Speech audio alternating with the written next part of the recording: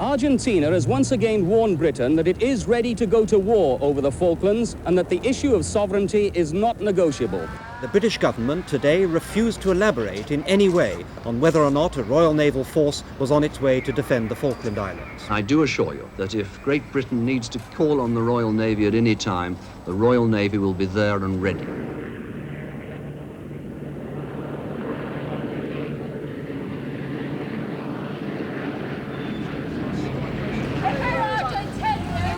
British people! They should be here! Argentinian scum! Have you heard from the governor at all this afternoon, sir?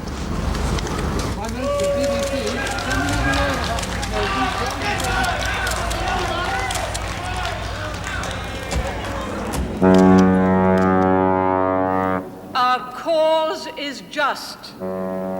It is the cause of freedom and the rule of law. It is the cause of support for the weak against aggression by the strong. What matters is we recover those islands. What matters is that the fleet is on its way. It has a lot of people on board. One of the problems during our journey south is going to be keeping the men occupied and fully prepared for whatever they may be facing.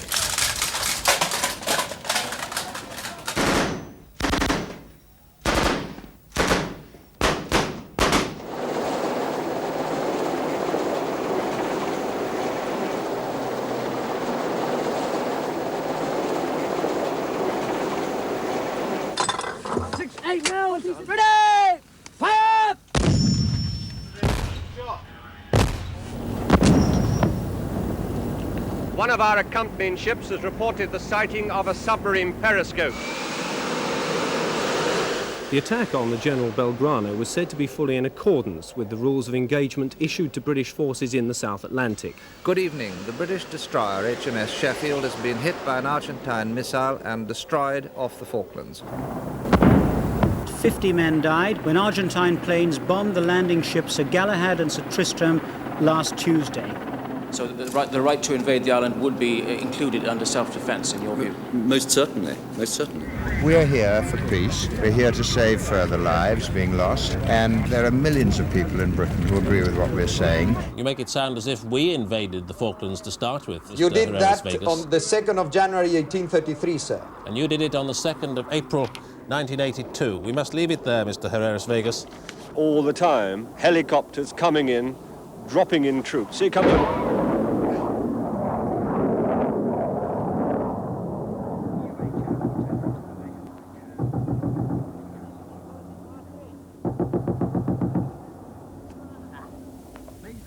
Cheers.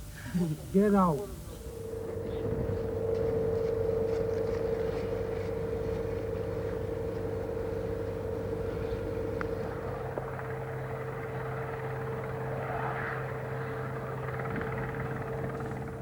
We're going to be committed to bad.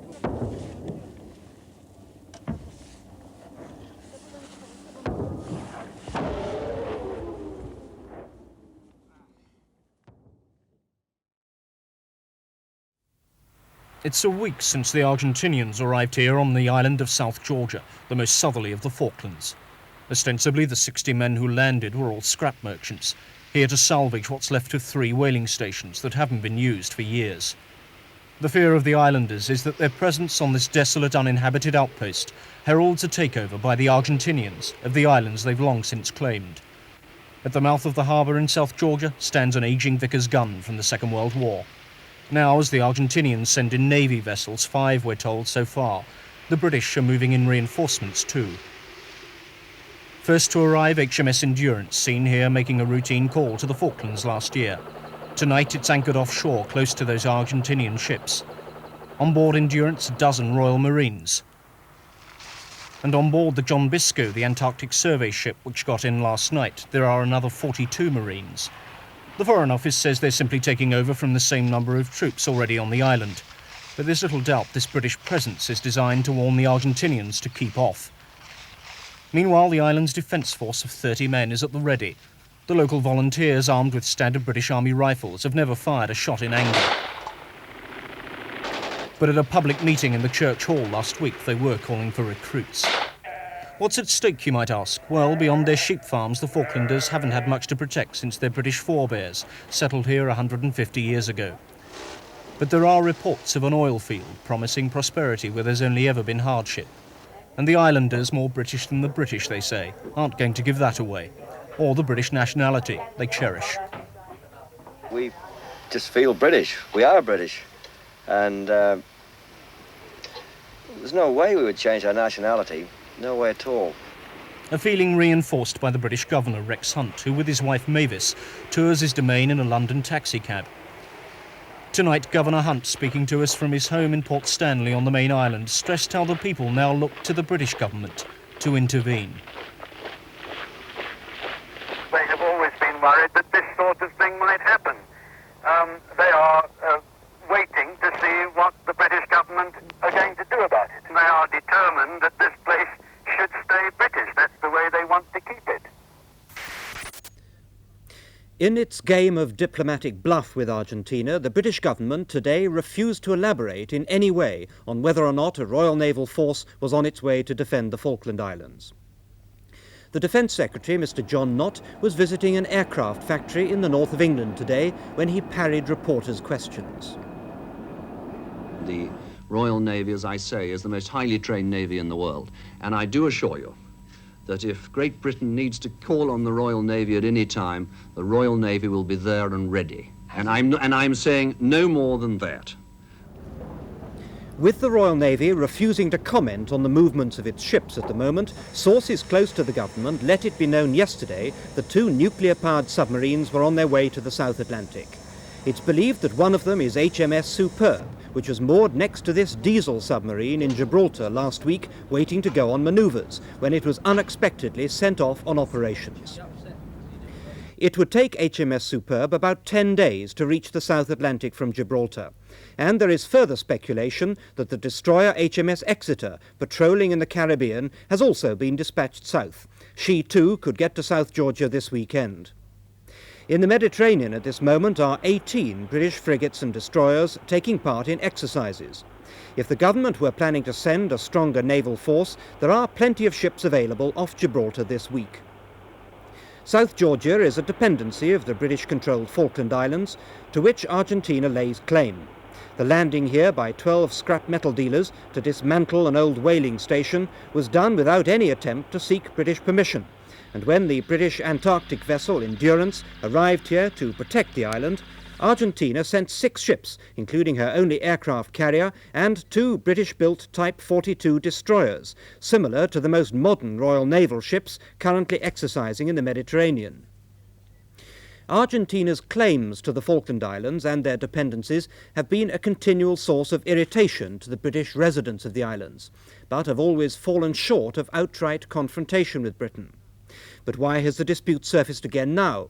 Well, there are suggestions that Britain's recent naval cutbacks, including the plan to scrap HMS Endurance, the only British ship on patrol in the area, encouraged Argentina to think Britain could no longer afford to defend the Falklands. But there's another reason too. Argentina has acute economic problems, with 140% inflation, a wage freeze and rising unemployment.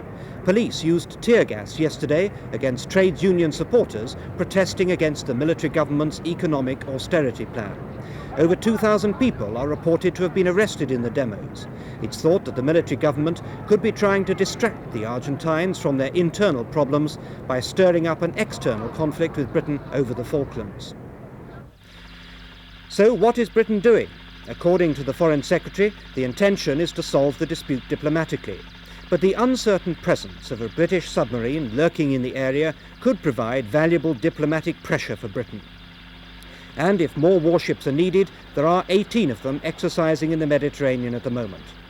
And although sending some of them south would be expensive and heavy on resources, it could well suit the purposes of the Defence Secretary John Nott, who may be keen to show that in spite of his recent defence cuts, the Royal Navy still has a long arm when it's needed.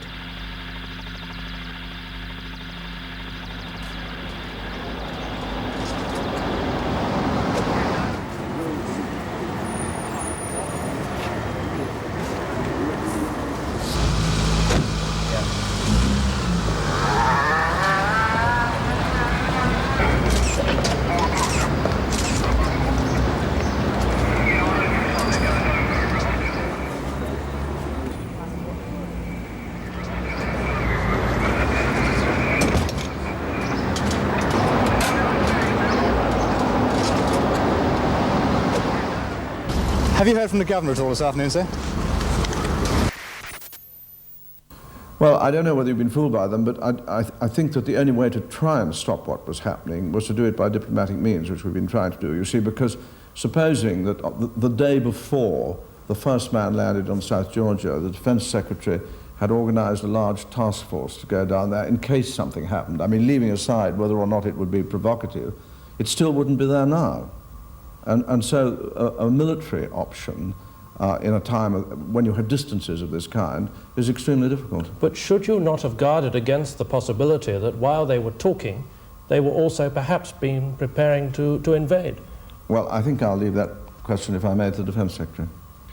Well, I said at the press conference that we have had a number of ships at sea for some time, but I also made it clear that if we'd deployed or prepared a substantial surface fleet of the kind that we are now doing, then this would have made diplomatic negotiations quite impossible.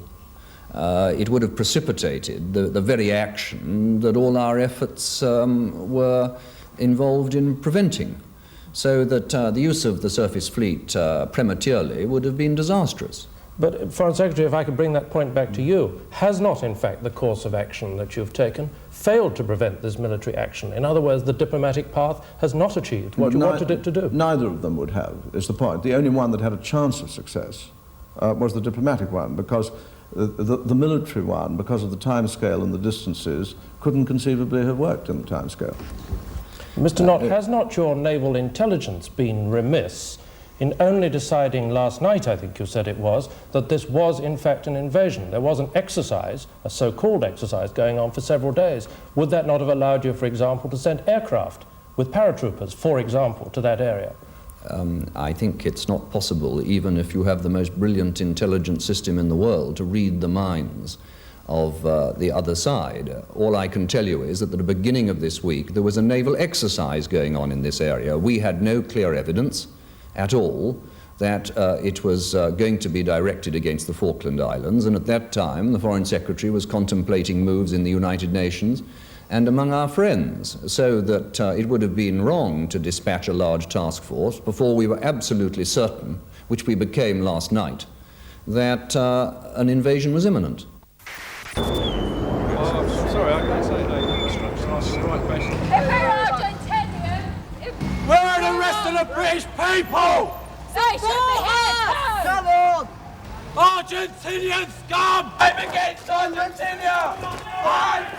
My route does not have to be under the influence of drink to protect.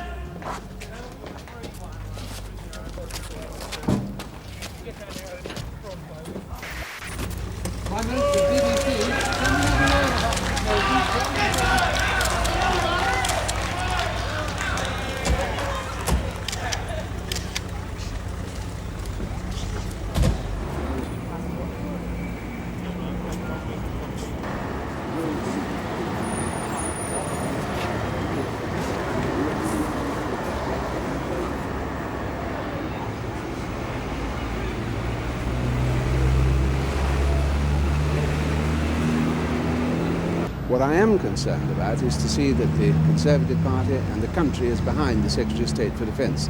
And subsequent to that debate, it became very clear to me that's the reality of the position. There was a lot of talk, nevertheless, that he would have to resign because of the massive misgivings in the party about him. I should be very angry, speaking as chairman of the Conservative Party, if the Secretary of State did think he ought to resign. What we want to do is make sure that we've got a diplomatic initiative going now to get our sovereignty, our lawful, legal sovereignty restored. I believe that I'm not calling for resignation. I don't think we should call for resignation now, because I believe it is for the government to retrieve the situation and re-establish those rights and safety and security of the Falkland Islanders. If they fail, I think there should be, certainly resignations by the Foreign Secretary and the Secretary of State of Defence. If they succeed, I still think we will wish to have the inquest that ought to take place into what was a massive misjudgment and large-scale blunder by ministers in this government. The statement committing the United States to support Britain was drafted last night, but President Reagan held up its publication till after the British blockade began to give the Argentines every possible chance to pull back. Then at a White House meeting this morning, the President decided to make the commitment public through Mr. Haig. The South Atlantic crisis is about to enter a new and dangerous phase in which large-scale military action is likely.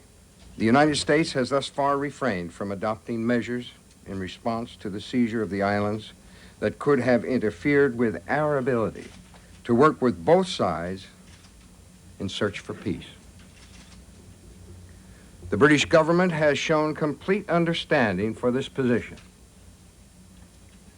Now, however, in light of Argentina's failure to accept a compromise, we must take concrete steps to underscore that the United States cannot and will not condone the use of unlawful force to resolve disputes.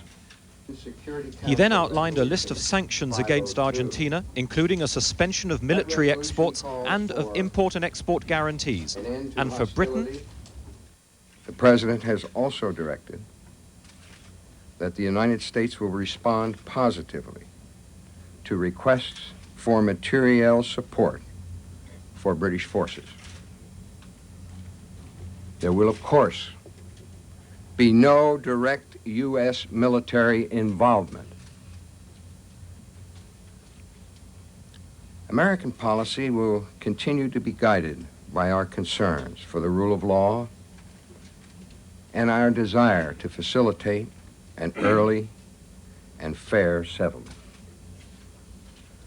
The United States remains ready to assist the parties in finding that settlement. A strictly military outcome cannot endure over time. In the end, there will have to be a negotiated outcome acceptable to the interested parties. Otherwise, we will all face unending hostility and insecurity in the South Atlantic. and so when Mr. Pym comes here tomorrow to see Mr. Haig, the atmosphere will be very different to their meeting of a week ago. No longer Mr. Pym trying to persuade the Americans to declare for Britain, no longer Mr. Haig trying to persuade the British to make concessions. Instead, both sides working together to decide what to do about Argentina. John Suchet, News at 10 in Washington. At precisely 10:15 this morning, HMS Invincible, flagship of this extraordinary fleet, slipped her moorings and eased gently into the calm waters of Portsmouth Harbour. The operation and Britain's commitment to this task force had begun. She looked sharp and trim, as a flagship should, as her tugs helped her towards the narrow entrance of the harbour, wearing her 19,000 tons, carrying her 1,000 men and her deadly hardware with an easy pride. In the naval base, they'd worked all night to get her ready, loading ammunition by floodlight, securing the extra complement of Harrier jump jets. Portsmouth, Pompey of tradition, had turned out in force the loved ones of these men. Others had another form of comment.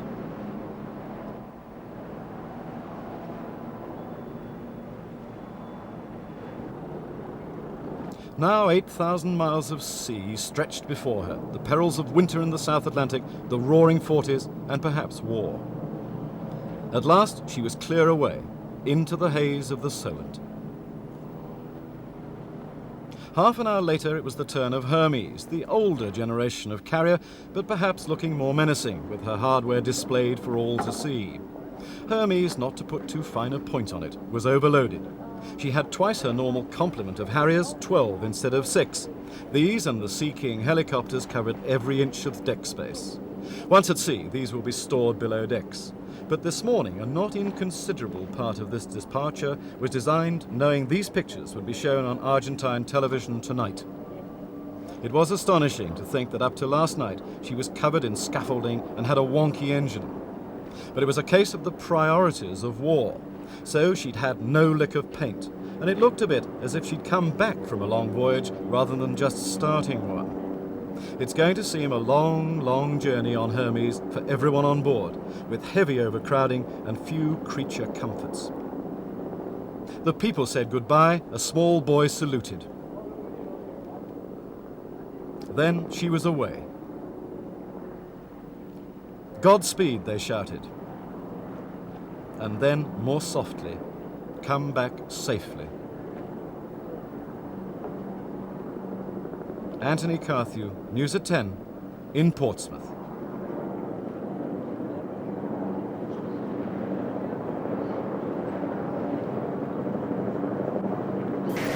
An armed guard surrounds the British Embassy in Buenos Aires, which remains the prime target for Argentine anger over Britain's response to their invasion of the Falkland Islands. Outside, a notice proclaims the building's new status. It's now part of the Swiss Embassy, representing British interests. The Swiss flag flies outside the residence of the British ambassador, while inside, a portrait of the Queen will be among the last of the embassy belongings to be packed away as staff here prepare to take their leave. Meanwhile, the Argentine government is busy soliciting support for its actions from its Latin American neighbors. Today, a high-powered delegation from Chile, itself in dispute with Argentina over the sovereignty of the Beagle Islands, was treated to a display from the San Martin National Honor Guard when they were welcomed to Buenos Aires by a group of Argentine generals. Chile, as a member of the Organization of American States, is one of the few countries from which Argentina can hope to gain sympathy for its occupation of the Falklands. Norman Rees, News at 10 in Buenos Aires. I'm very sorry to say that the British government, the present British government, has failed to discharge its responsibilities to the people of the Falkland Islands. They should have learnt what we did as a Labour government. It is not so easy to repair, but we must do everything in our power to repair it. Because if in fact dictators in the Argentine or many other parts of South America, or other places too, were to get it into their heads that whenever they wanted to go and grab somebody else's territory, that they could do it with impunity, that would make our world a good deal more dangerous still. I am an international democratic socialist, and I believe in protecting democracy all over the world, not only in our own country as well.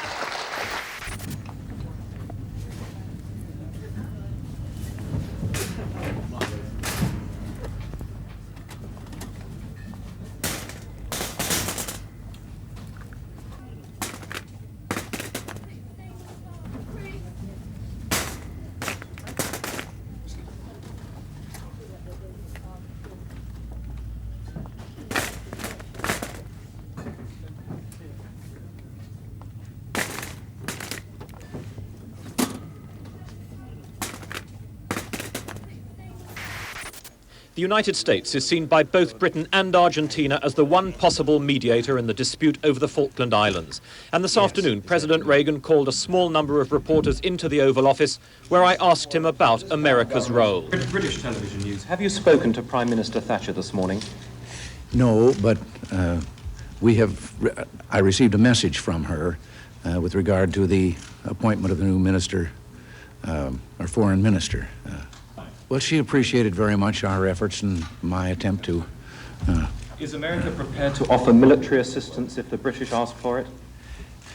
Again, as I said, we're friends of both sides in this, and we're going to strive for, and I think that they will be willing to meet in the idea of a peaceful resolution.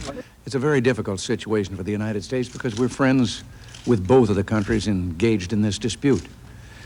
And we stand ready to do anything we can to help them, and what we hope for and would like to help in doing is have a peaceful resolution of this with no forceful action or no bloodshed.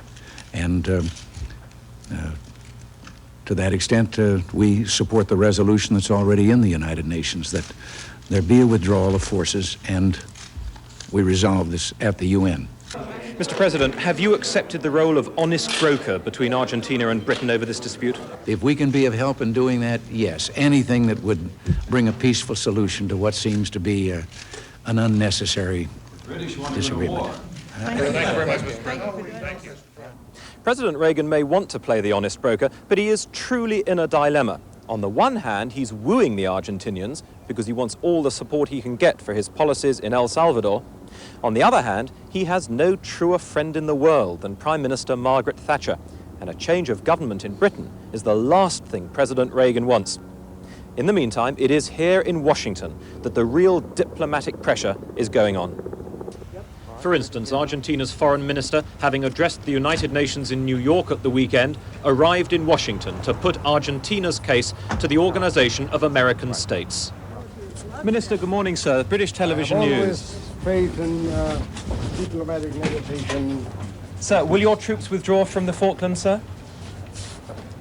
What he said offered a ray of hope. I've always faith in diplomatic channels.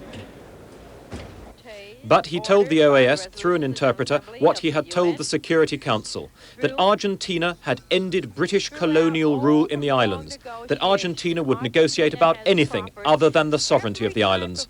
But again, no word of Argentina's invasion by force or the expressed wish of the islanders to remain British. And he called on all members of the OAS to support Argentina. Diplomacy too at the British Embassy in Washington. Everyone, I was told this morning, from the ambassador down, is maintaining close contacts at all levels with President Reagan and his administration to try to solve the dispute by diplomatic means. John Suchet, News at 10 in Washington.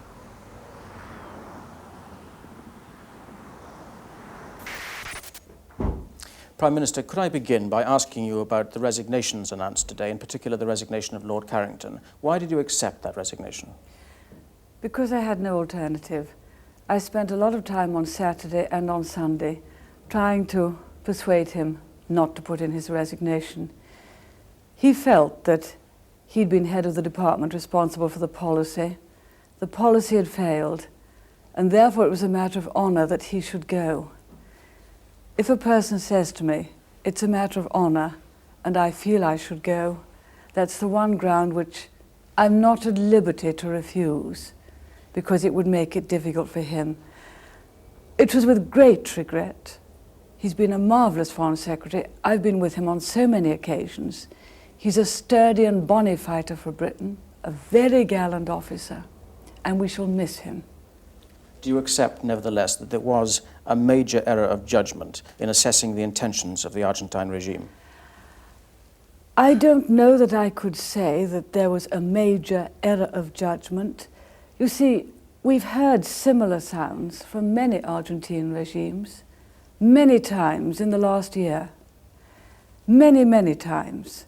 And I suppose you could say we ought somehow to have known this one was different. We'd heard a lot of it before, but the fact is that the Argentines this time invaded. We were in charge when they invaded, and that's why Lord Carrington felt so strongly. Indeed, I think we all feel deeply about it. But Lord Carrington felt that he was in charge of the Foreign Office at the time, and there's not much point in going back and seeing whether we could have perceived that this was different from all the previous occasions.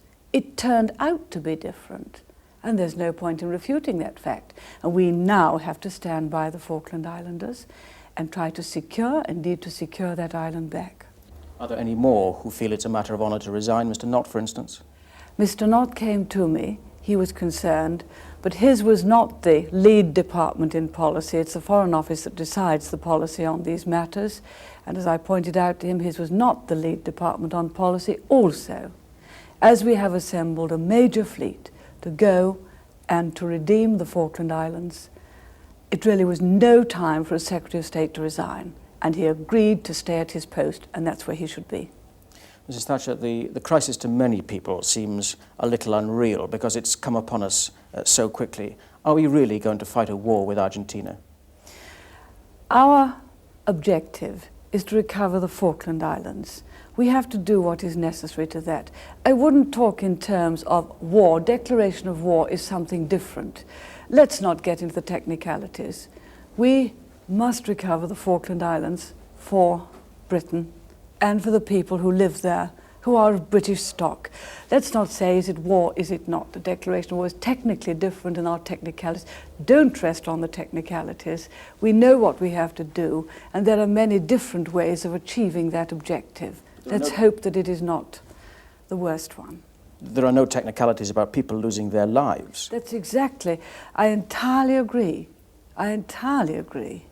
Therefore, don't say, is it declaration of war or not? What matters is we recover those islands. What matters is that the fleet is on its way. It has a lot of people on board.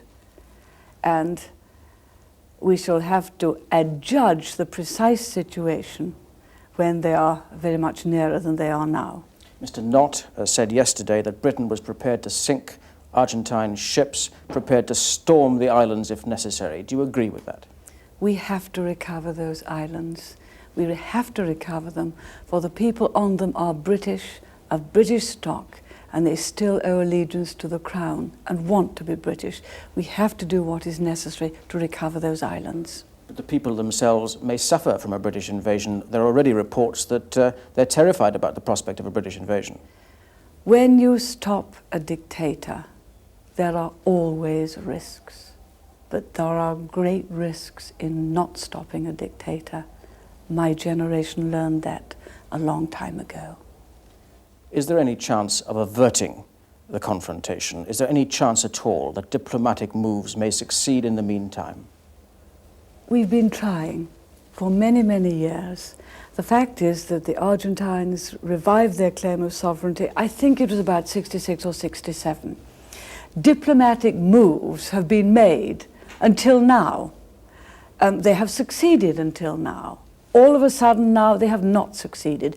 No one's been more active diplomatically than we have in the last 3 years. After all, there was a very, very successful conference in New York about it at the end of February. In the communique it was described as cordial and friendly. There were positive proposals put forward. We always negotiated with members of the Islands Council with us. What I'm saying to you is those diplomatic moves have failed. And so, of course, we went to the Security Council and did very well to get a straightforward condemnation by the Security Council of Argentina and a demand for the withdrawal. No one can have been more active diplomatically than we have. It failed. We shall go on diplomatically. But it's difficult to see how it could succeed now when it failed before. Indeed, when it comes to the crunch, can you rely on the support of the United States when it comes to battle with Argentina? We have to try to recover what is our sovereign territory. We have to recover what is our sovereign territory. That is our problem. In all the diplomatic moves, the United States was magnificent. They went in on our behalf diplomatically. Haig was marvelous, and so was President Reagan. And he had a very long telephone conversation with the president of the Argentine, 50 minutes. And even his pleas fell on deaf ears. They have been marvelous diplomatically. To recover British sovereign territory is a British problem, and we will tackle it ourselves. We hope diplomatically to have the support of everyone else. And so many other people have openly condemned aggression. And this is why I say to you, it is important that aggression does not succeed. We've seen enough of it already. If this one succeeds, there'll be other examples of it elsewhere. Therefore, we have a duty to our territory, to our people, but also a duty to see that these aggressive moves do not succeed. Mrs. Thatcher, you've stated your objective very clearly. You've staked your colours to the mast. You're determined to free the Falklands. If you fail, would you feel obliged to resign? I am not talking about failure. I am talking about my supreme confidence in the British fleet, superlative ships, excellent equipment, the most highly trained professional group of men, the most honourable and brave members of Her Majesty's services. Failure? Do you remember what Queen Victoria once said? Failure? The possibilities do not exist. That is the way we must look at it. Use all our professionalism, all our flair, every single bit of native cunning, every single bit of professionalism, and all our equipment. And we must go out calmly, quietly, to succeed. Thank you very much. Thank you. Britain's ambassador in Washington, Sir Nicholas Henderson, has been involved in intensive consultations. Yesterday he saw Vice President Bush and Defence Secretary Weinberger. Today he went to the State Department to see Alexander Haig. He told Mr. Haig it was as much in America's interests as Britain's that an act of aggression on the American continent should be resisted. And he asked Mr. Haig to make public America's opposition to Argentina's occupation of the islands. But he's had one problem. Americans have misunderstood why British ministers have resigned. Has more of an onus been put on you here in the light of the fact that Lord Carrington has resigned? Yes, I do think so, because I think people don't quite understand resignation, and I think people felt it was a sign of some weakness, some division of opinion. I felt many people thought there must be some conflict and difference on policy, that there was a sort of soft and a hawkish wings of the government, and I explained to them, which is a fact, that there is nothing to do with it at all. And that the whole country, not just the Conservative Party, but the whole country, the whole House of Commons, wants to take a very resolute stand on this issue. Thank you, Ambassador. The resignations in London have certainly made Sir Nicholas's job here that much more difficult. But there's one thing that all sides, the Americans, the British, even the Argentinians, are agreed upon. There's still plenty of time for negotiation. John Suchet, News at 10 in Washington. Despite the Falkland Islands crisis, English and Argentine students still work happily together, studying for British O-level examinations. The school staff believe that the Argentine government will protect British subjects here, whatever the actions of the Royal Navy, and so far only 3 students are planning to return to England. The British headmaster has strong views on the position taken by Britain. I consider it, frankly, childish. One would have thought that a country which is so demonstrably superior in military might to Argentina would have had the good sense to... Frankly, I regard it very much like one of my sixth form boys overreacting to a smaller boy doing something childish. I would expect Britain to react rather like I expect one of my prefects to react, and I don't think they're doing that at the moment. In the center of Buenos Aires, chimes similar to Big Ben ring out each hour over the city from a clock donated by the British 70 years ago, and Argentines shop at their version of Harrods. Britain has 18,000 expatriates here, the biggest British community in Latin America. So far, there's little anti-British feeling here, and the Argentines remain elated over their occupation of the Falkland Islands. But the mood could quickly change if, as most people here now expect, the arrival of the Royal Navy leads to a bloody conflict.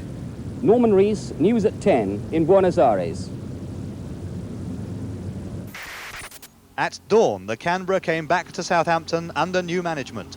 On board over 1,000, mainly elderly passengers who were asked to disembark as quickly as possible after their Mediterranean cruise so that their cabins could be converted into billets for up to 5,000 soldiers.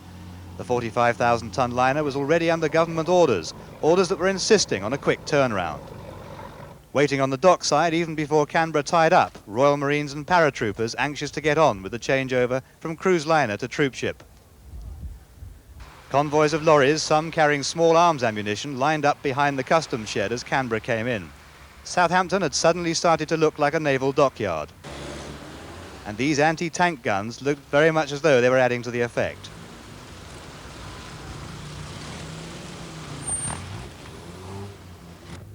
The heavy steel girders that will reinforce Canberra's foredeck so that helicopters can land on it were ready and waiting to be swung aboard. The helicopters will ferry troops from Canberra to warships nearer the scene of any activity. For the passengers aboard, it was a strange ending to their holiday. And how did Canberra's captain feel when told he might be sailing to war? I think I can sum that up by saying that I haven't yet had time to find out what my reaction is. How many people are volunteering to go, sir? Apart from the Asian crew, which we employ, which is roughly half the normal complement, almost 100%. Are they being paid as members of the merchant fleet, sir, or are they coming out of government funds? The ship is sailing entirely as a merchant ship. Captain Scott Masson had told the passengers 3 days ago that Canberra had been requisitioned. Well, the general reaction was rather apathetic. You know, we're on the boat, what time's dinner? And the bingo went on as usual. I think we were quite expecting that people at home were going to get the wrong end of the stick, because we heard an overseas news bulletin say Canberra has been taken over by the Royal Navy and the Canberra will go to the Falklands, you see. And I said, oh, God, I said, can you imagine everybody at home saying, they're all going to the Falklands, you know. Why aren't they coming home? Canberra is now expected to be ready to sail for Ascension Island tomorrow. Jeremy Hands, News at 10, Southampton. America, once a British colony herself, has learned something this week. Britain still has an empire. Or has she? Let's not get steamed up, Margaret, just because our Argentinian friends seized a bit of your empire. The newspapers are calling it the last 19th century war, an operetta looking for a Gilbert and Sullivan. Television is incredulous too. It all seems like something out of the 18th century, but the British, and for that matter, the Americans, are not amused. What began as a comic opera incident in a far-off colony has become a major international confrontation. The editorials are in no doubt, says the Washington Post. The United States has a large and strong interest in seeing British administration of the Falklands restored. Perhaps the most difficult thing for Americans to understand is how a minister can resign on a point of honor. In America, you only resign if you're soundly defeated or you're a crook. I think the idea of resigning because you've made a mistake or miscalculated is not something that is readily understandable outside Britain. So I've had quite a business explaining what that amounts to. John Suchet, News at 10 in Washington.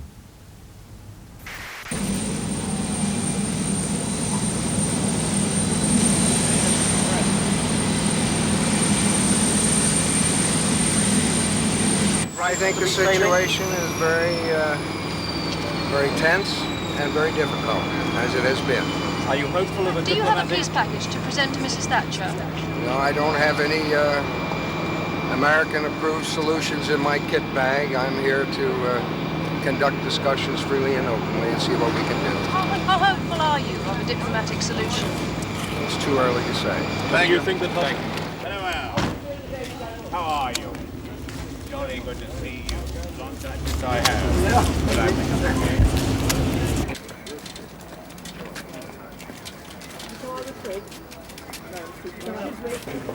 Now, one moment. How do we do that? Look over.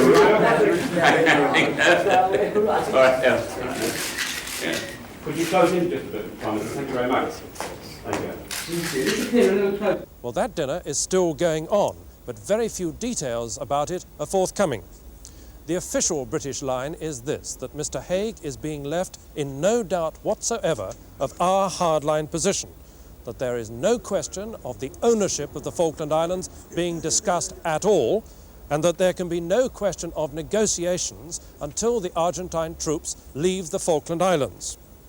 And Mrs. Thatcher has told Mr. Haig that the feelings not only of the islanders, but of the British Parliament and people are of great importance. The clear hope is that Mr. Haig will now go to Buenos Aires and will leave the Argentines in no doubt about our hardline position when he meets them. But in actual fact, it is clear that much else has been discussed here this evening as well. Mr. Haig will have been seeing what the various British options could be if negotiations could be got underway. But in line with the current British hardline attitude, we are being given no details about those discussions or those various options at all. Michael Brunson, News at 10 in Downing Street. Commuters arrive at Buenos Aires railway terminal for their last day of work before the long Easter holiday. They're suffering the country's worst recession in half a century, and last year saw prices of consumer goods more than double. But while these people might criticize their military government for its economic record, the country is united behind the decision to invade the Falklands. Well, I agree with the action of the Argentine government, but I think we have many troubles in Argentina, and this is one more. But we will fight for the Malvinas Islands. I think that Falklands Islands or Malvinas Islands are Argentina's. The Malvinas are our, I think. The only other issue that can rival the Falkland Island crisis for public attention here is soccer, and the preparation of the Argentine team for their defence of the World Cup. Osvaldo Ordiles, the Tottenham Hotspur player who returned from England at the weekend, has joined his teammates at their training camp on the outskirts of Buenos Aires. And despite the damage that it might inflict on his popularity in Britain, Ordiles says he's proud that Argentinia's flag is flying over the Falklands. I feel that there are hours, and for me as well, I am very happy that there are hours right now, and well, and I hope that all this problem can be arranged in the peaceful way. While the Argentine government says it is anxious to negotiate a peaceful solution to the crisis, public opinion here appears to be against ending the occupation of the Falkland Islands. Norman Rees, News at 1 in Buenos Aires. The NAFI's central distribution depot has been directing a constant stream of goods to places as far apart as Rosyth and Devonport. It's a major operation that's being masterminded by this computer. The naval dockyard at Portsmouth has been getting hundreds of tons of food every day for the past week. Other ports are receiving more. Cigarettes have gone aboard the task force, and enough scotch to keep the soldiers and sailors in high spirits. In the officers' mess on HMS Hermes, you might still find some Argentinian wine, but corned beef from the Argentine has now been taken off the shelves of NAFI shops all over the world. Royal Fleet auxiliary ships are sort of floating warehouses, and at least half a dozen of them are being sent to the Falklands. The job of stocking them up is now almost complete, and when it's over, the NAFI will start flying goods out to the Ascension Islands. That's because partially empty Royal Fleet auxiliaries have been diverted there from Gibraltar. John Underwood, News at 10 at the NAFI Distribution Centre. It's been a race against time. Only the tide now holds back Canberra and her 2,000-strong fighting force. Tugs have started moving away the cranes in readiness for the expected departure in about 2 hours. They face anxious weeks ahead, but the troops aren't showing it. Some Marines sent to Britain after fighting the Argentines during the invasion are on board and itching to get back there. The delays allow precious moments for some. A mother and her baby went on board after being given special permission. While on the quayside, a final cuddle for a paratrooper and his wife. In the bowels of the 45,000-ton liner, welders have been kept busy making minor alterations. One of the helicopter decks continued to give trouble today. Royal Naval helicopters have been keeping a close watch around the security area, and as Canberra prepares to leave, crowds are expected to build up tonight to give her a memorable send-off. Among the last to embark was the band, instruments at the ready. Even at times like this, military music goes along too. No one here would argue with this final message to the troops as they start the voyage south. Brent Sadler, ITN, Southampton.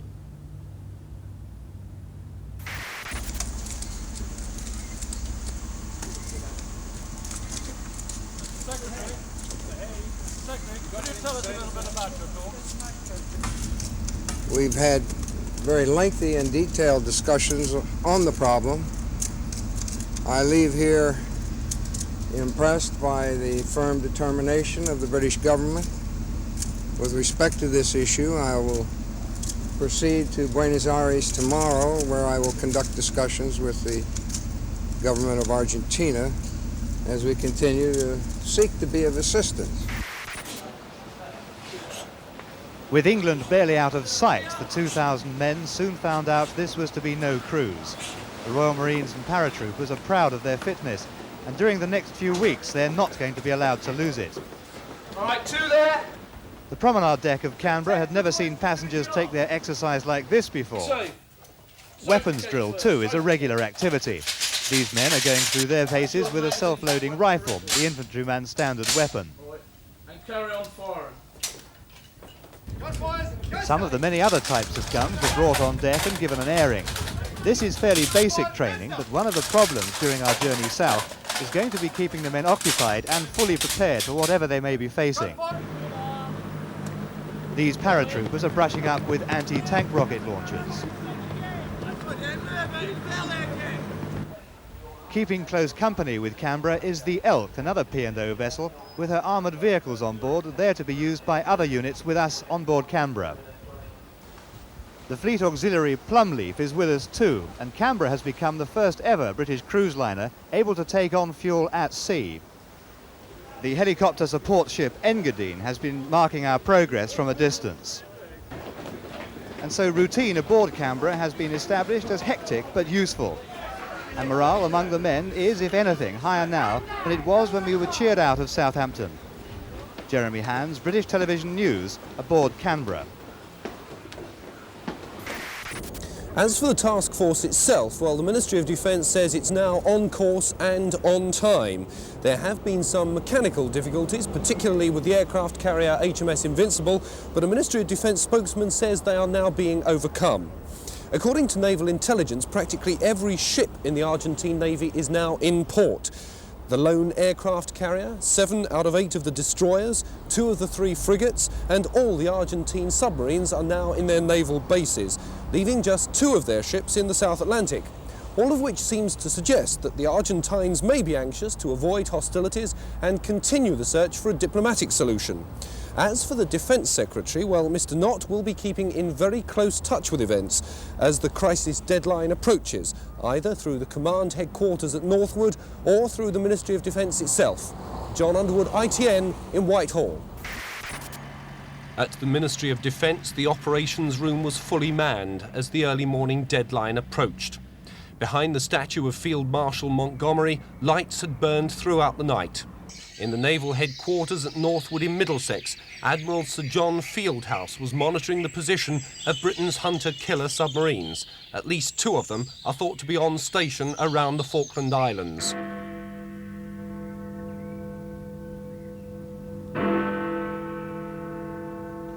"5 a.m. The Falklands are now blockaded, and theoretically at least, Britain is closer to war than at any time since the Suez Crisis in 1956. But US Secretary of State Alexander Haig was still trying to persuade both sides to avoid hostilities. Just before dawn this morning, he flew into Heathrow Airport on the latest leg of his diplomatic mission. We're bringing here to the British government for discussion today with Mrs. Thatcher and her ministers some ideas which have been developed on the basis of UN Security Council Resolution 502. After breakfast at a London hotel, it was off to Downing Street for another round of talks. General Haig looked absolutely exhausted, but perhaps that's not very surprising considering that he's travelled nearly 20,000 miles over the last 5 days. So far this morning, he spent almost 4 hours talking to the Prime Minister and her senior cabinet colleagues.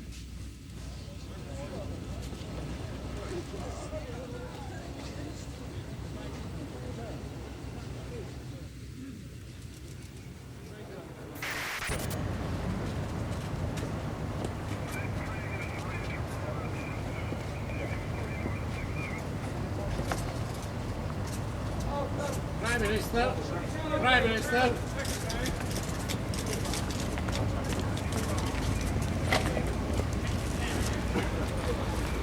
First, ladies and gentlemen, you'll recall that this morning, I think it was this morning,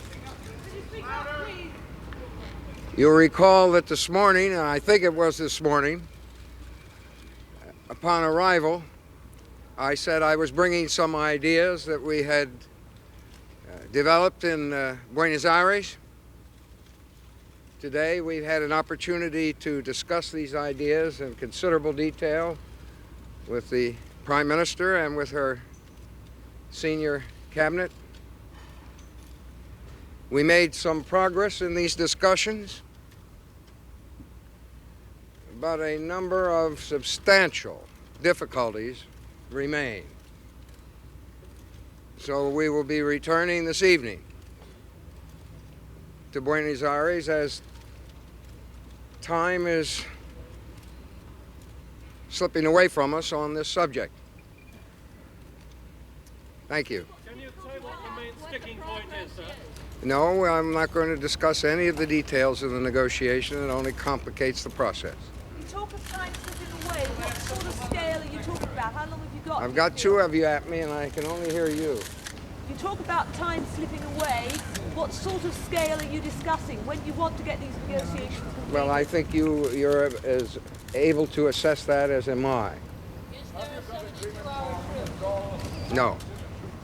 There is no truce or no hesitation or pause in any of the military preparations, as I understand them, that are underway. Talking to Buenos Aires this afternoon, what do they have to say? Not at all. Not at all. You're not more. Thank you. Foreign Secretary, will we have a word? Yes, we have explored very carefully the ideas that Mr. Haig brought here. There is no doubt that difficulties do still remain. We are both very anxious to resolve this problem by peaceful means, and I think we are very grateful to Mr. Haig for the trouble he has taken and the time he has taken to aid us and the whole world in this endeavor. And he is now going back to Buenos Aires, and naturally we all hope that his mission will prove successful. Thank you very much. Foreign Secretary, is there any chance of the task force being turned back?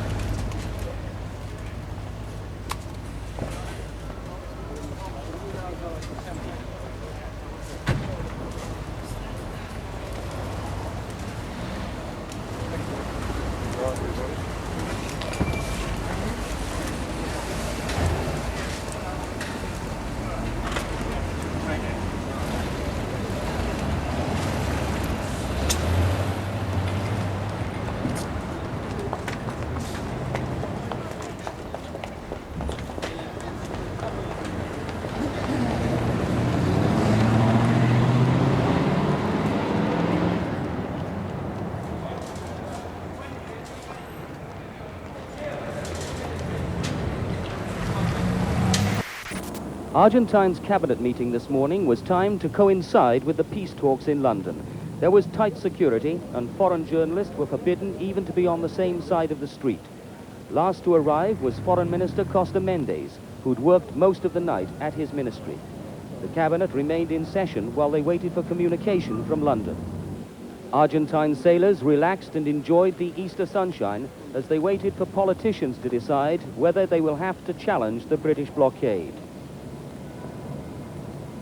But while Argentina has taken its navy out of the 200-mile limit, government sources here stress that her planes are still flying overhead and that up to 10,000 soldiers are dug in on the Falklands. The mood here in the country's capital remains relaxed. The only soldiers to be seen, the Grenadiers, President Galtieri's honor guard. They performed the daily ceremony of paying homage at the tomb of San Martin, the liberator of South America, before changing the guard at the presidential palace. Norman Rees, ITN, Buenos Aires.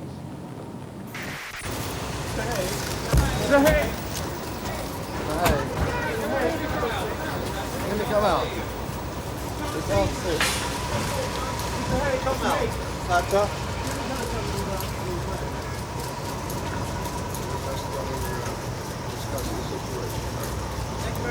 Hey, before you go. Sorry. Miss Pym. Can you tell us anything, Foreign Secretary? I've been having a final talk with Mr. Haig before he departs.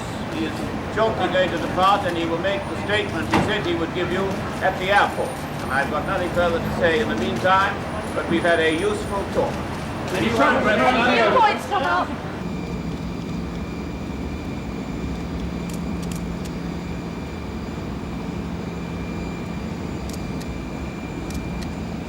We have now received some new ideas, and while the parties are considering these ideas, it will provide an opportunity for me to return to Washington to report to President Reagan prior to proceeding on to Buenos Aires shortly.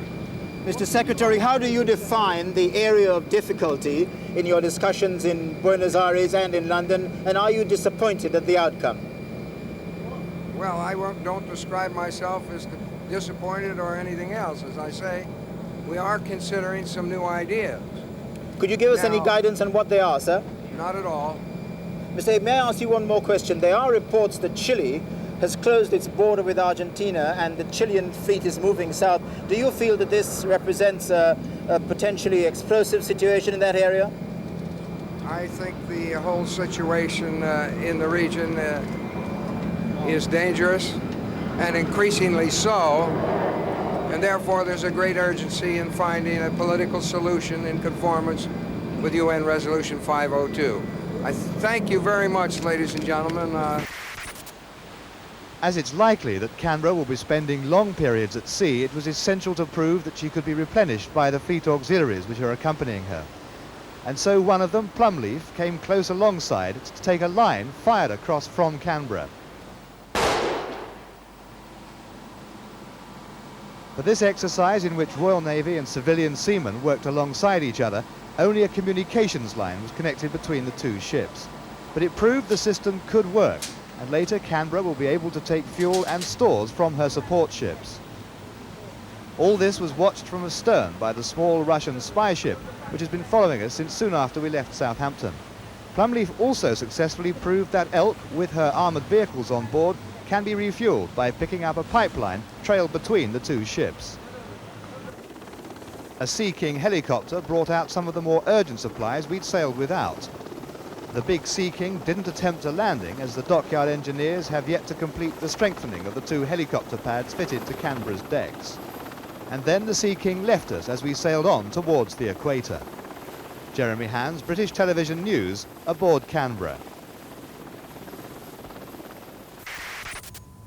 Every morning for the last 4 years, someone has put a sprig in the hand of Britain's great war hero outside the British Embassy.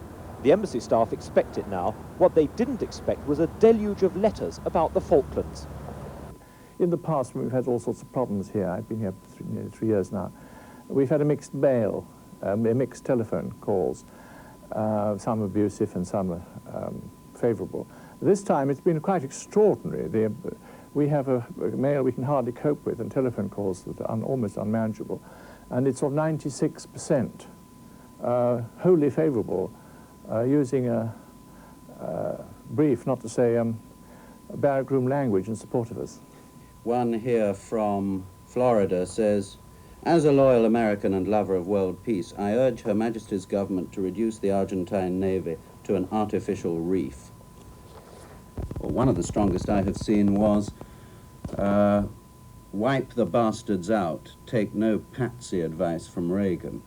That was a mailgram from Tucson, Arizona. Here we have, "I can assure you we'd kick the living shit out of the stupid-ass nation that did it. In the grocery and on the street, the prayers, love, and hearts of us are with you," which is pretty unequivocal.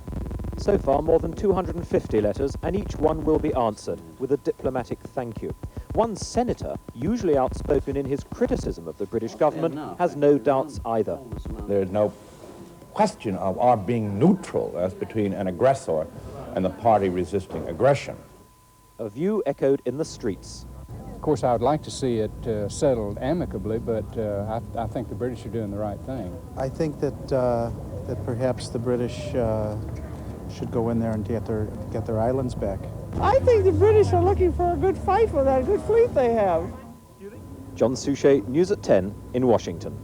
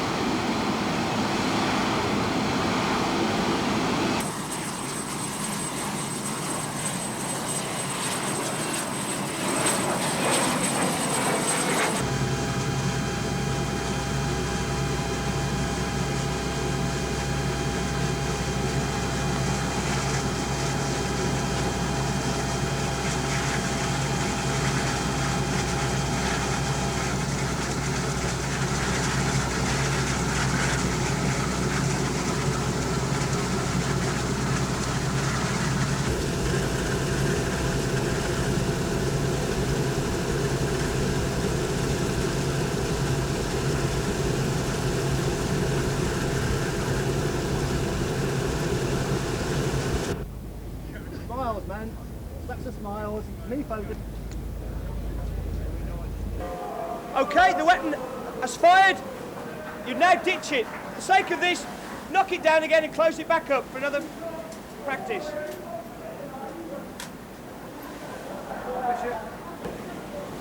Cock the weapon. Ginge, cock the weapon. And... Okay, where were you aiming then?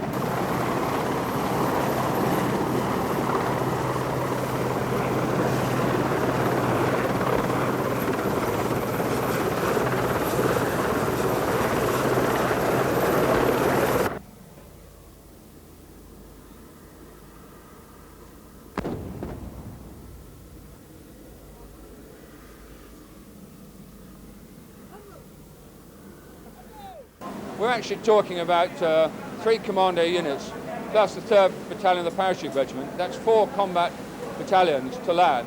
That's still quite a sizable force. We're talking about 2,000 bayonets there, let alone our artillery, our engineers, our logistics support, our air support. It goes on and on. You don't sound as if you lack confidence. None at all. None at all.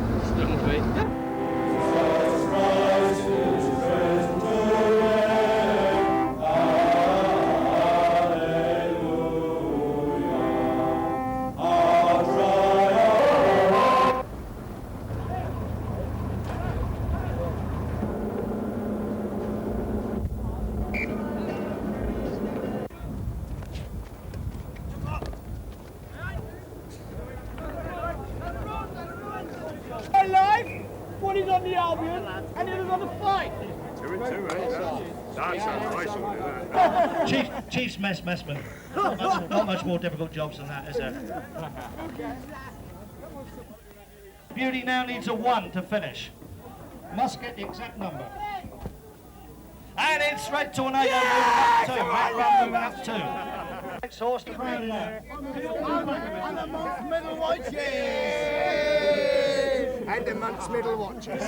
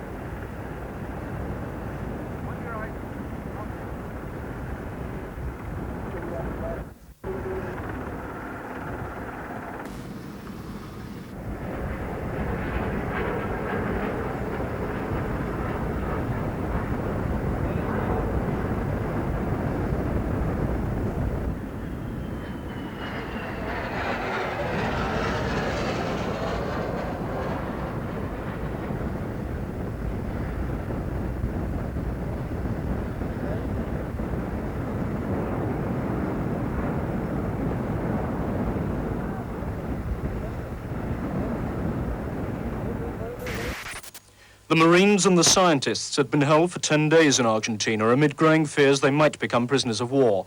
Finally, 2 military planes brought them into Montevideo to be handed over to the Uruguayan military regime, now getting rather accustomed to taking in those fleeing the Falklands. These new arrivals, though, hadn't left the islands of their own free will. In particular, the 22 Marines on South Georgia had put up some fierce resistance, much more so than at first reported.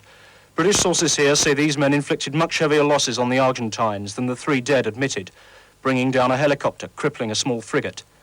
The Argentine military had also brought 7 other Marines, one of them injured with an arm in plaster. These were the men who'd hidden out on the main island in a cave for 3 days. And then the 13 members of the Antarctic survey team. They'd left behind them on South Georgia 2 girls filming wildlife, assured they would be safe. First off the bus at the hotel, Lieutenant Keith Mills, who had personally led the resistance on South Georgia, because he told me those were his orders. Everyone was exhausted but well, he said. Their only problem had been the waiting, not knowing if and when they would be freed. David Smith, ITN, Montevideo. If the task force sails all the way to the South Atlantic, it will have accumulated a major advantage over the Argentine fleet. After some 3 weeks at sea, the Royal Navy crews will have honed their maritime and fighting skills to a degree of alertness and anticipation seldom experienced before. The British task force is an all-volunteer force, men who joined the services because they wanted to and who recognised that one day they might have to fight for their lives. In contrast, the Argentine Navy is staffed to half its strength by conscripts, young men doing a year in the forces simply because they have to. With their deeply held belief that the Falkland Islands are theirs, doubtless the Argentines will be determined and courageous, but they will not have the degree of skill of the Royal Navy.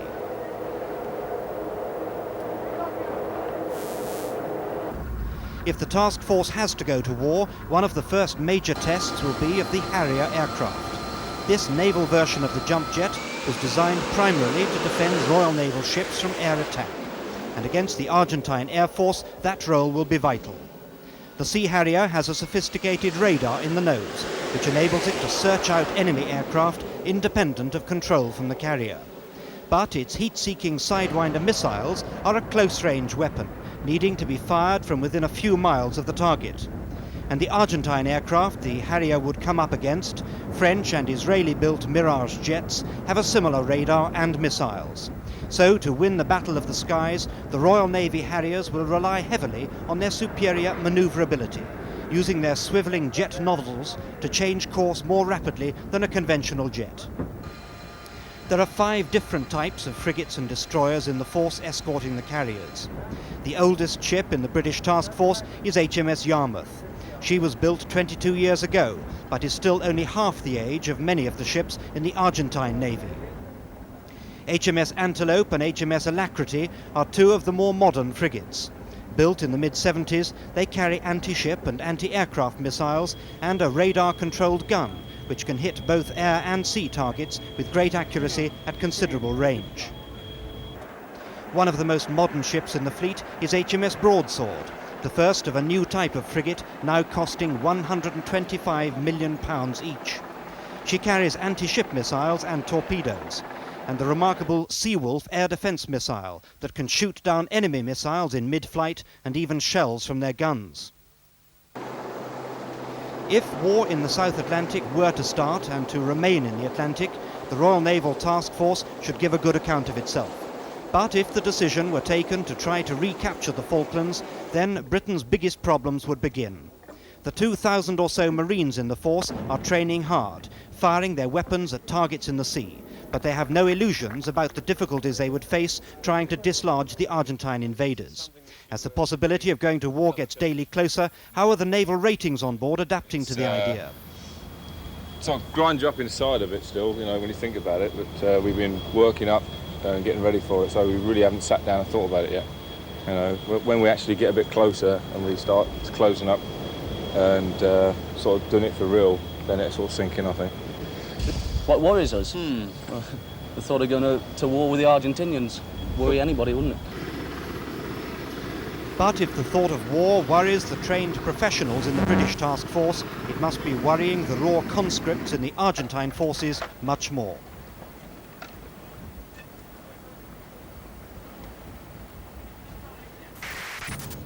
After 7 days at sea, the sight of Freetown in Sierra Leone provided a welcome relief for everyone aboard the Canberra. This steamy city is home for 1,000 Britons, but due to the secrecy of our position right up to the moment of our arrival, only one family had time to bring out the Union Jacks.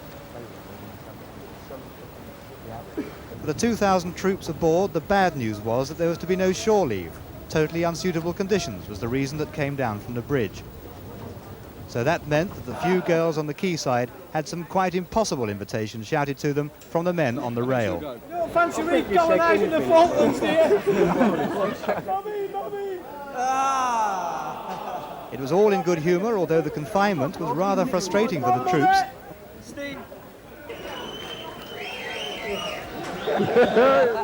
And the locals who came alongside in their dugout boats had to go away empty-handed, as the men were not allowed to trade with them because of the risk of bringing infection on board. Indeed, everyone in Canberra has now had to take malaria tablets for our time in the tropics. But Canberra's main purpose for stopping in West Africa has been to refuel and to replenish. And true to her recent reputation, she was only given 16 hours to complete the task. From Freetown, our voyage really does begin in earnest. From now on, we'll be sailing south through potentially hostile waters. So it'll be a sense of great relief for everybody on board when we meet up with the rest of the British Naval Task Force waiting for us somewhere over the horizon. Jeremy Hands, British Television News, aboard the Canberra in Sierra Leone. We are now well into the second leg of our journey south. Even so, the Falklands are still thousands of miles away. Our protective escort of frigates and destroyers steam alongside us, and everyone seems well pleased with our progress so far. We have just gone into action stations, and this time it's a real alert. One of our accompanying ships has reported the sighting of a submarine periscope. Our anti-submarine helicopters have just taken off, and we have changed course. Now, it could well be a Russian submarine who's surfaced for its own intelligence purposes. For the last 2 days, there's been non-stop air traffic between the Hermes and other ships around us, some of the ships joining us only for resupply. We've offloaded the hundreds of tons of ammunition we had hurriedly taken aboard at Portsmouth in the hours before our departure. The Sea King helicopters of the Royal Marines, painted khaki, they call them junglers, are the workhorses of this fleet, and from the moment the sun came up until it went down, they shuttled back and forth, carrying the tons of ammunition boxes in slings underneath them. The contingent of Royal Marines who've travelled with us from Portsmouth have now transferred to Fearless. It's their mothership proper. For 2 weeks and more, we have watched their training and their patience in coping with their cramped, confined quarters below deck. We've seen how difficult it's been for them to maintain training, snatching time on the flight deck between the Harrier jets' takeoffs and landings. It has been an uneasy arrangement, and they are happy to be moving to their own ship. Michael Nicholson, News at 10, with the British Task Force aboard HMS Hermes. Whatever happens on the diplomatic front, Canberra will, until told otherwise, be preparing for action. Fires! Checking! Input! Cut! The 2,000 troops aboard are now fully keyed up, fitter than ever, and indeed very anxious to be better trained than ever. From the stern, they've had the chance to practice with their platoon weapons, firing at rubbish bags dropped overboard for them to aim at.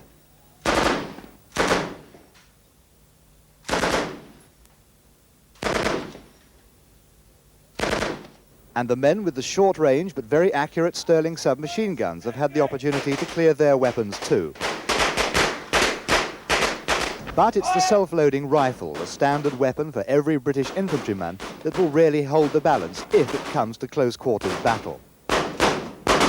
Below decks, the Royal Marines and paratroopers are being fully briefed on the countryside and strategic points on the Falklands. This stretches all the way down the harbour to Navy Point and Engineer Point, the entrance into Stanley Harbour. They know where the Argentine forces are likely to be, and they are learning fast how to get them out of their positions and into a situation where they can be beaten. On the far side of the hill there. The Canberra is also receiving the latest intelligence information on the weaponry currently being shipped to the Falklands by the Argentines, and daily lectures inform our troops in how to best deal with them. It's known that the anti-tank weapons could well be called upon. So in the tropical heat of Canberra's sun deck, paratroopers are brushing up their drill on the Wombat 120mm anti-tank gun, which can land a high-explosive round with pinpoint accuracy at 1,000 meters range. Hello! But if any anti-tank training is going to be really effective, you've of course got to have a tank to fire at, and they're in rather short supply in the middle of the South Atlantic. So what they've done is brought along a model Russian T-34 tank, stuck an Argentine flag on it, and it does serve a very useful purpose. The paratroopers say it's coincidental that the model is of a Russian tank, but it gives them a chance to line up their sights on a scale model moving at a scale speed. What's the spot? Good. The weapon they're using is the Milan, which is guided by wire to its target, and understandably a model and simulator are used whenever possible, as each rocket costs well over £11,000 to fire. The simple truth is that the men in Canberra are now ready to deal with every eventuality they think might lie ahead of them.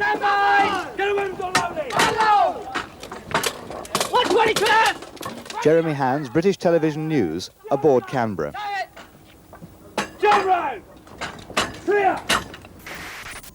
Though it's well known that the Prime Minister rises at 6, her official day started at 9:30 today, with that crucial meeting of the inner cabinet to work out a set of proposals to take to Washington by tomorrow.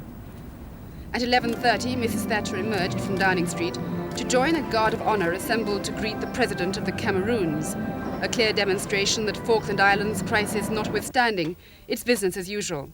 Today, talks with the President. Yesterday, a reception for business entrepreneurs. Tomorrow, a dinner with the Civic Trust. In fact, her aides say few appointments have been cancelled. Since the crisis began, the Prime Minister has let it be known that she's ready to receive information and act on news from the Falkland Islands 24 hours a day. There have been 2 sessions with the American Secretary of State, the last one lasting 11 hours, running into dinner, and followed by 3 hours of telephone conversations between the Prime Minister and senior colleagues and the embassy in Washington. This morning she looked tired. The strain is beginning to show, an observation that she would stoutly deny, and those who work with her, who always express astonishment at the Prime Minister's stamina, say there's no sign that her work pattern is slowing down. As one of them said today, this Prime Minister thrives on crises. Sue Lloyd-Roberts, News at 1, Whitehall. Argentina has once again warned Britain that it is ready to go to war over the Falklands and that the issue of sovereignty is not negotiable.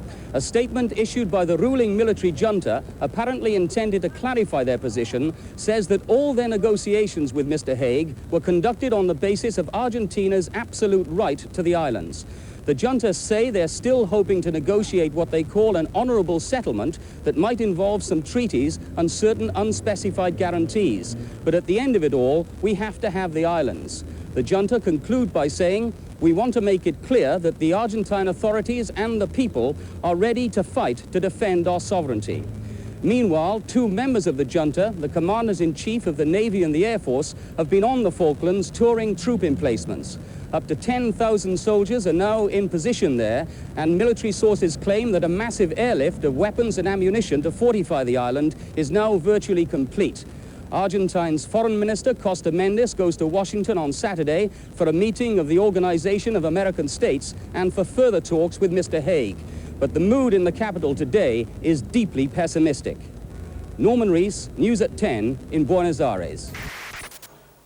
The grim reality of why Canberra is sailing south was never brought home to the 2,000 men aboard more clearly than when they saw the hospital facilities being prepared. 20 tons of medical stores are in this ship and being busily unpacked and made ready. Bandages for flesh wounds, equipment for the surgeons and the operating theatres are all being prepared.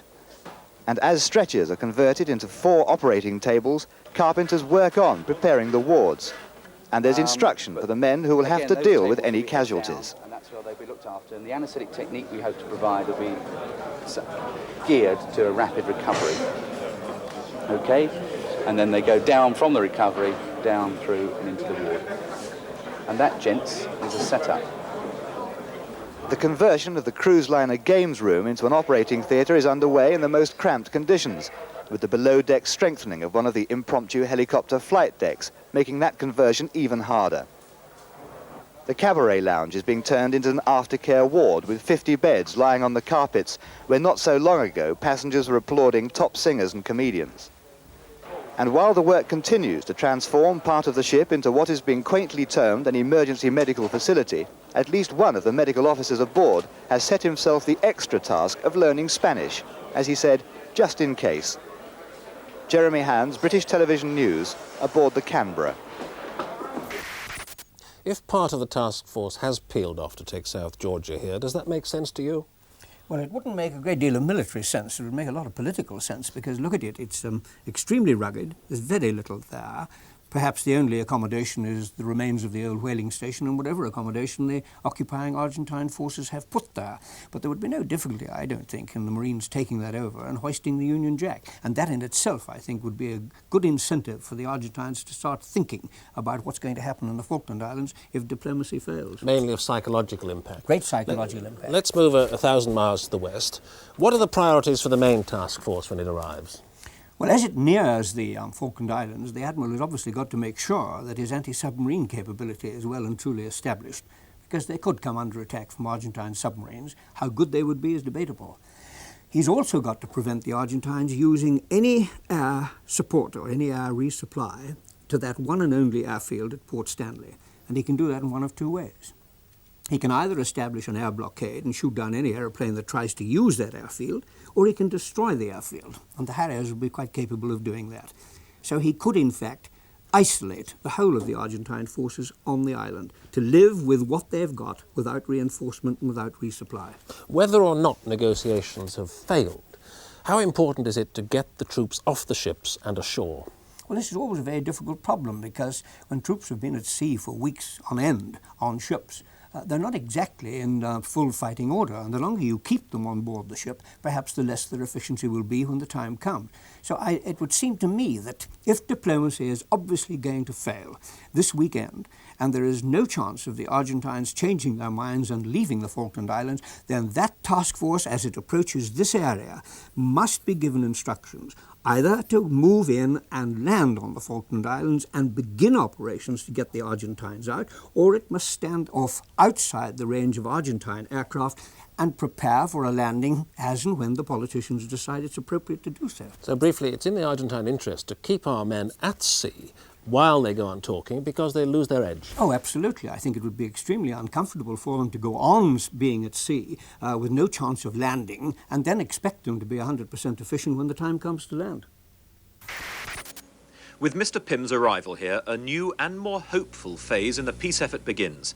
But Mr. Pym immediately made it clear that negotiations would not be easy. We will do everything we can to try and find a peaceful settlement to this dispute. But I have not disguised from the British people, and I will not disguise from you, that there are real difficulties and real obstacles. But I look forward now to talking again with Mr. Haig, and we will do everything we can to try and find a peaceful settlement. Thank you very much. Despite those real difficulties and real obstacles, there is considerable optimism here at the State Department. The fact that the British sent their proposals on ahead means that today, for the first time, the Americans have got written proposals from both Argentina and Britain on the table at the same time. As one State Department official said this morning, now we're at the beginning of real negotiations. The Foreign Secretary spent much of his time on the flight on Concorde doing some last-minute work on the detailed British proposals, including the new ideas he's been talking about. The talks are expected to last 2 days, though depending on progress, that could change. Mr. Pym went straight to the State Department to talk to Mr. Haig. To begin with, they're talking alone, then there's a working lunch, then more talks. After that, Mr. Pym goes to Congress to talk to congressmen about the British position. Mr. Pym is insisting at the outset that all Argentine forces must be withdrawn from the Falkland Islands. Unless there's agreement on that, there can be no progress on any interim arrangement and no progress towards a final long-term settlement. Mr. Pym knows only too well how critical this mission is. Glyn Mathias, ITN, Washington. Significantly, Mr. Pym's first meeting today was with William Clark, the President's National Security Advisor and close colleague of Mr. Reagan's. Then it was into the second day of talks with Mr. Haig at the State Department. A number of ideas are still being explored to bridge the gap between the two sets of peace proposals. That gap is still wide, but Britain on no account wants to be the party that breaks off the talks. All I just want to say at this point is that we have been at work together this morning, We have a break now, and we are continuing that work this afternoon. And there is nothing further that I can say at this stage. Thank you. It was then Mr. Haig's turn to go to the British Embassy to continue work over lunch. During a break in the discussions, Mr. Pym insisted he was still trying to achieve British objectives by diplomatic means. What we're trying to do is to find ways of ensuring that Resolution 502, requiring the Argentinians to withdraw, is upheld. And then we're trying to find ways ahead in the island so that a long-term solution can be found in accordance with the wishes of the people. That's what all the work is all about. And we aren't thinking about anything else at the moment, but everybody knows, and the Argentine knows, that if there is a failure here, which we're working so hard to try and avoid, then you cannot exclude the use of force. Indeed, it might have to come to that, but if there is another way, it would be infinitely better. And that's why we're spending so long trying to find that way. But you did talk to senators in Congress yesterday. Yes, I did. Do you get the feeling that the United States will impose economic sanctions against Argentina if it comes to it? Well, that's a matter for the administration, and I haven't discussed that with them. I have thought that it would be very helpful if they could impose, if they were able to come to that point of view, but that is a matter for them. I certainly felt yesterday when I went to the Foreign Relations Committee that they were very much in support of Britain. I think we all realize that America supports parliamentary democracy very strongly indeed, and is certainly on our side in this discussion, but in this argument, in this dispute. Of course that is true, everybody knows that. But on the other hand, while they are doing everything they can to negotiate a settlement, then clearly it's inappropriate for them to come down on one side or the other. But I have said and explained, and I think they realize this, that from the point of view of Britain, the British people certainly expect and hope for the moment when they do take that plunge. But remember, that rather envisages the end of the Hague mission, and the best solution for everybody, including Britain, would be the success of that mission. There was considerable confusion during the day over whether President Reagan would be meeting Mr. Pym. But he had other engagements, like signing legislation, and the White House was saying no decision had been made about whether such a meeting would take place. Mr. Pym, Mr. Haig and their officials are holding more talks here at the British Embassy in Washington this afternoon.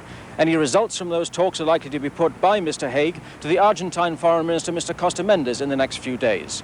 But the outlook is not promising. Those in touch with the talks say they're not hopeful that any compromise can be agreed before the dispute erupts into military conflict. Glenn Mathias, News at 10, Washington. Mr. Pym arrived back in London at 9:30 this morning after 2 days of talks in Washington, but with Britain and the Argentine apparently as far apart as ever. The Foreign Secretary brought with him a new set of suggestions from the Americans, which attempt to bridge the massive gap. Mr. Pym took them straight to number 10, where he had a 2-hour meeting with Mrs. Thatcher. Yes, I've been reporting to the Prime Minister the discussions I had with Mr. Haig in Washington during the last 2 days.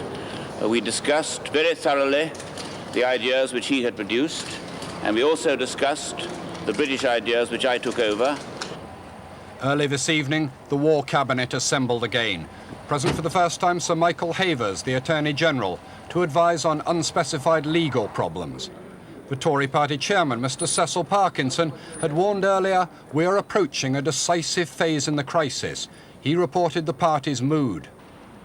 Mr. John Nott walked across Whitehall from the Ministry of Defence for this evening's meeting, while Mr. Pym came back to Downing Street with the Deputy Prime Minister, Mr. Whitelaw, for perhaps the most difficult meeting of the inner cabinet since the crisis started.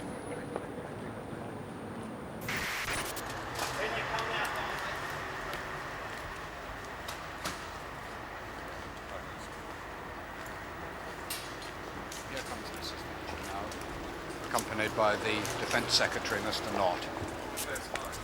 Ladies and gentlemen, the Secretary of State for Defence has just come over to give me some very good news, and I think you'd like to have it at once.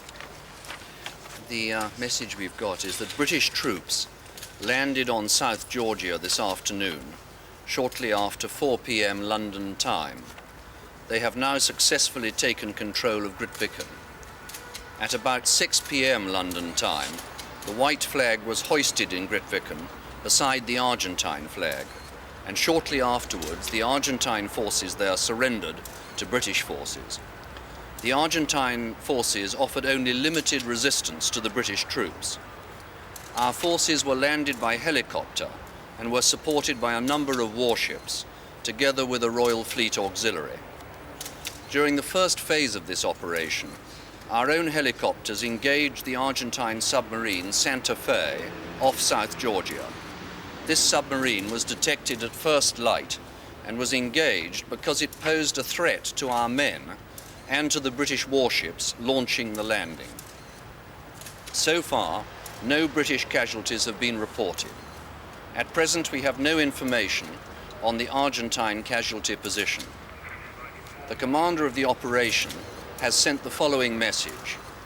Be pleased to inform Her Majesty that the White Ensign flies alongside the Union Jack in South Georgia. God save the Queen. What happens next, Mr. Nott? Thank you very much. What's your reaction, rejoice at that news and congratulate our forces and the Marines. Are we going to declare war on Argentina, Mrs. Thatcher? Rejoice. That was the Prime Minister with some tough words and saying rejoice.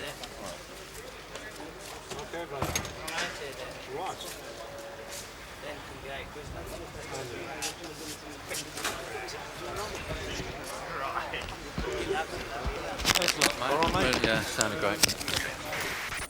The Argentine Foreign Minister, Mr. Costa Mendez, appeared surprised the British had attacked South Georgia while negotiations were still underway, and he postponed a meeting with the American Secretary of State. For us means no negotiation with Britain for the time being. Mr. Minister, is it possible to prevent an all-out conflict between Britain and Argentina? I think that we can prevent the conflict yet. Argentina has summoned a meeting today of the OAS, invoking the Rio Treaty, the inter-American treaty which calls on the signatories to aid each other against aggression. Some of the foreign ministers arriving were talking about the need to impose sanctions against Britain because of their military action. The Americans, however, are strongly opposed to any strong action being taken. Mr. Haig wants to resume his attempts at achieving a diplomatic solution. Any move against Britain would require a two-thirds majority of the 21 signatories. Mr. Basil Ince is Foreign Minister of Trinidad and Tobago, the only Commonwealth country with a vote. I am here to assist with other foreign ministers of the region to maintain the peace of the region and of the hemisphere. And any position which contributes to that, to the maintenance of peace, I'll be on that side. Do you fear that you will be in very small minority when it comes to voting on issues like this? Well, I don't, it's not a question of being the minority. If the Trinidad and Tobago is to take a principled stand, that's a stand that we are prepared to take. The diplomatic battle here at the OAS is a critical one for Argentina. The kind of support they get from other South American countries may well help determine their next move, whether to resume peace negotiations through Mr. Haig or put a formal end to them. Glyn Mathias, ITN, at the OAS in Washington. They'd all asked to go back to the Falklands, and as quickly as they could be turned round, they were going back. The 36 Royal Marines were flown to join the Canberra, to be back with their colleagues, and to have the chance, if the chance arises, to be the first ashore and reclaim what was taken from them. In new kit and with new weapons, they joined the rest of the Marines in high spirits. And with the newcomers, a very special memento from Port Stanley. This flag used to fly over the governor's residence and was taken down long before the Argentines arrived. These men have just one aim, to put it back where it came from. I spoke to some of the men soon after they arrived in Canberra. It's important for any bloke who's in the forces. If he suffers a defeat, the first thing he wants to do is get back and show them, that it wasn't his fault that they were defeated. You see the civilians looking through the windows, they look so worried. And you felt, if though you'd let them down in some way. But like I say, that's the reason why I wanted to go back. And I think that's what the reason why most of the blokes want to go back. Now the 36 Marines will slip back into their units and pick up their training with the 2,000 other men on board. And their first-hand knowledge of Argentine soldiers is already proving invaluable. Jeremy Hands, British Television News, aboard the Canberra in the South Atlantic.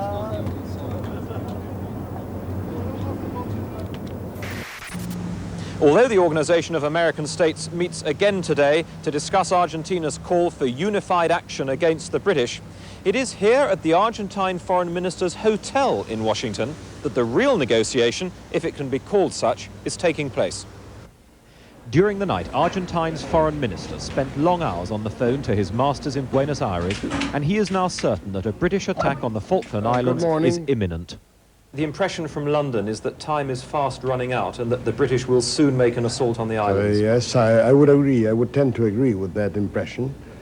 And that is why we are making our best efforts in order to save peace, which is the main aim of every diplomat. So the British have said they will continue negotiations. The Argentines have not said that. Are you about to change your position?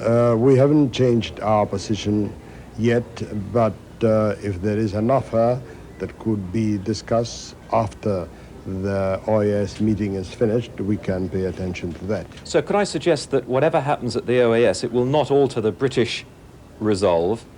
Well, this is a very respectable opinion. I respect your opinion, but it's an opinion.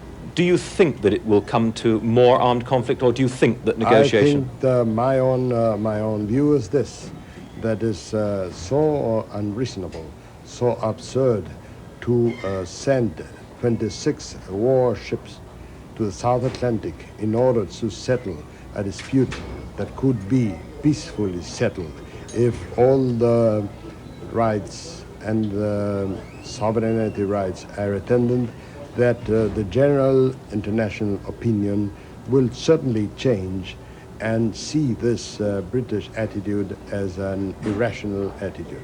Excuse me, if you are British, I do not intend to hurt the British. I'm just giving my own opinion. Is that the opinion of your leaders in Buenos Aires? That is the opinion of our leaders in Buenos Aires, and has been expressed not only by the government, but by every political party and by the people which gathered in the Plaza de Mayo twice in order to express their opinion. HMS Antelope is one of the several ships in the role of guard ship, providing a screen against anything that attacks by air or from on or below the surface. She's modern, sleek, and like all the Type 21 frigates, powerful. On her decks are 6 torpedo tubes capable of launching a highly sophisticated warhead. But her main armament is her helicopter, known affectionately on board as Norman. The Lynx contains equipment to deal with the submarine threat, and she also carries the Sea Skewer air-to-surface missile. On the foredeck, a 4.5-inch gun. It's operated and fired automatically as information on the target is fed into the computers from the bridge. Portland Point, Wooded to 183, Sphere. Call for fire. Shot. Over this. Shot.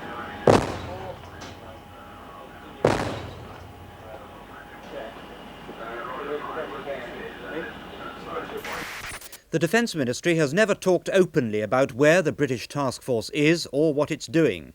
But today the official spokesmen have been particularly reticent, fueling speculation that some action on the Falklands is imminent.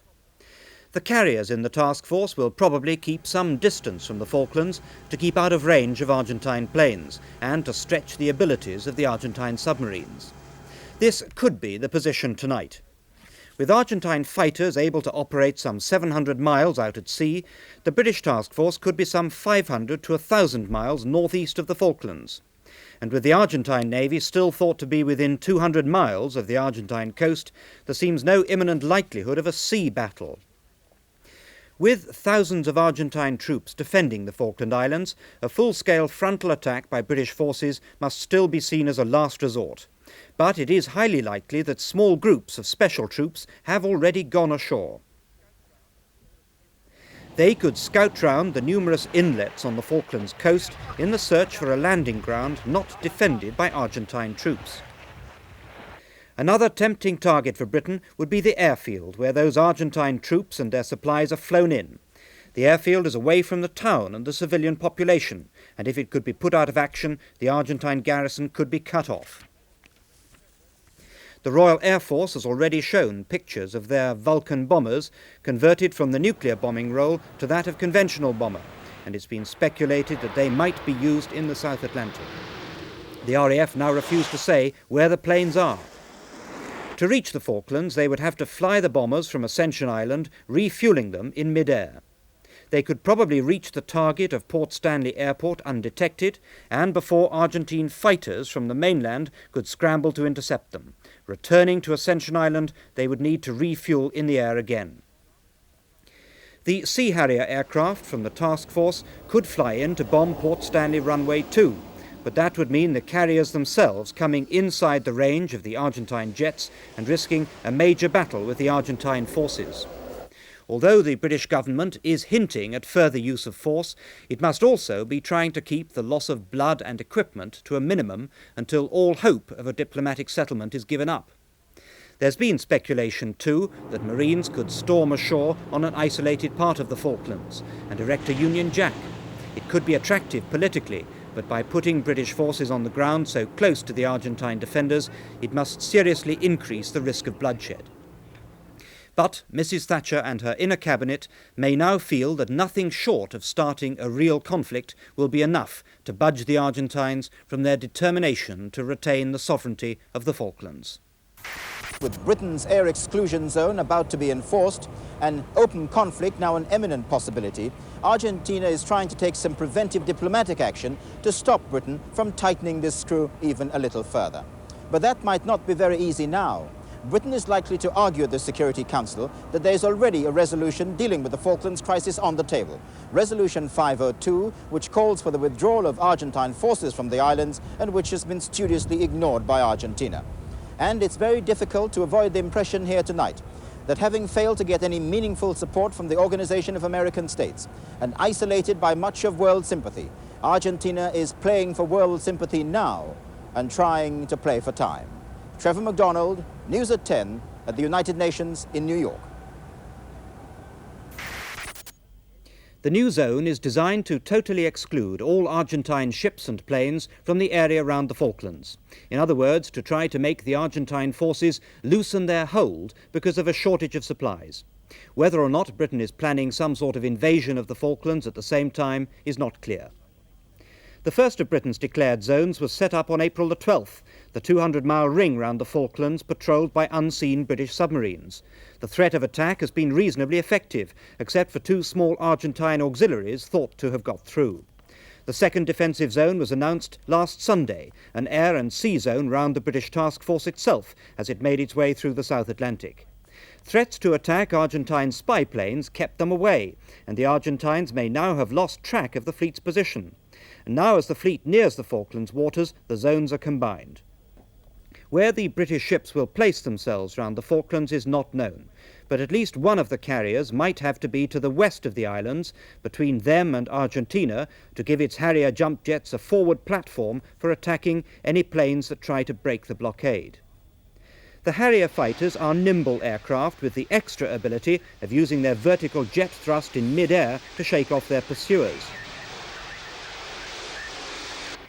The Argentine Mirage fighters are formidable aircraft though, with a similar radar to the Harriers and similar missiles. The mid-air lineup looks daunting for Britain.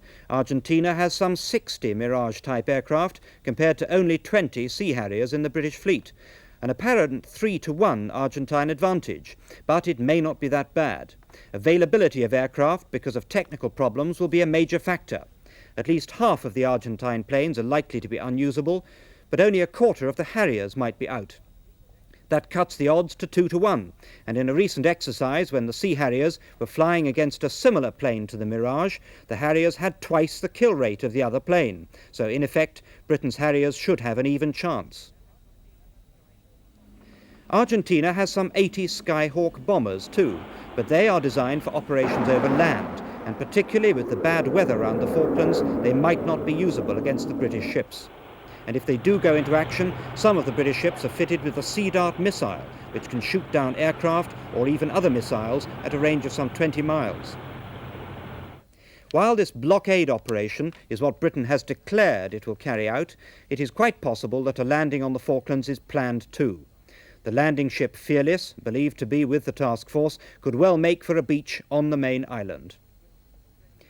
It's widely believed that Britain has already put special forces ashore in small groups to scout out landing sites not mined by the Argentines. And as long as such sites can be found, the big assault boats from HMS Fearless could put a large force of Royal Marines ashore. And against an Argentine force cut off from its source of supply, the British force could have some chance of success. Sir Percivale's main task is to provide the troops with some heavyweight backup.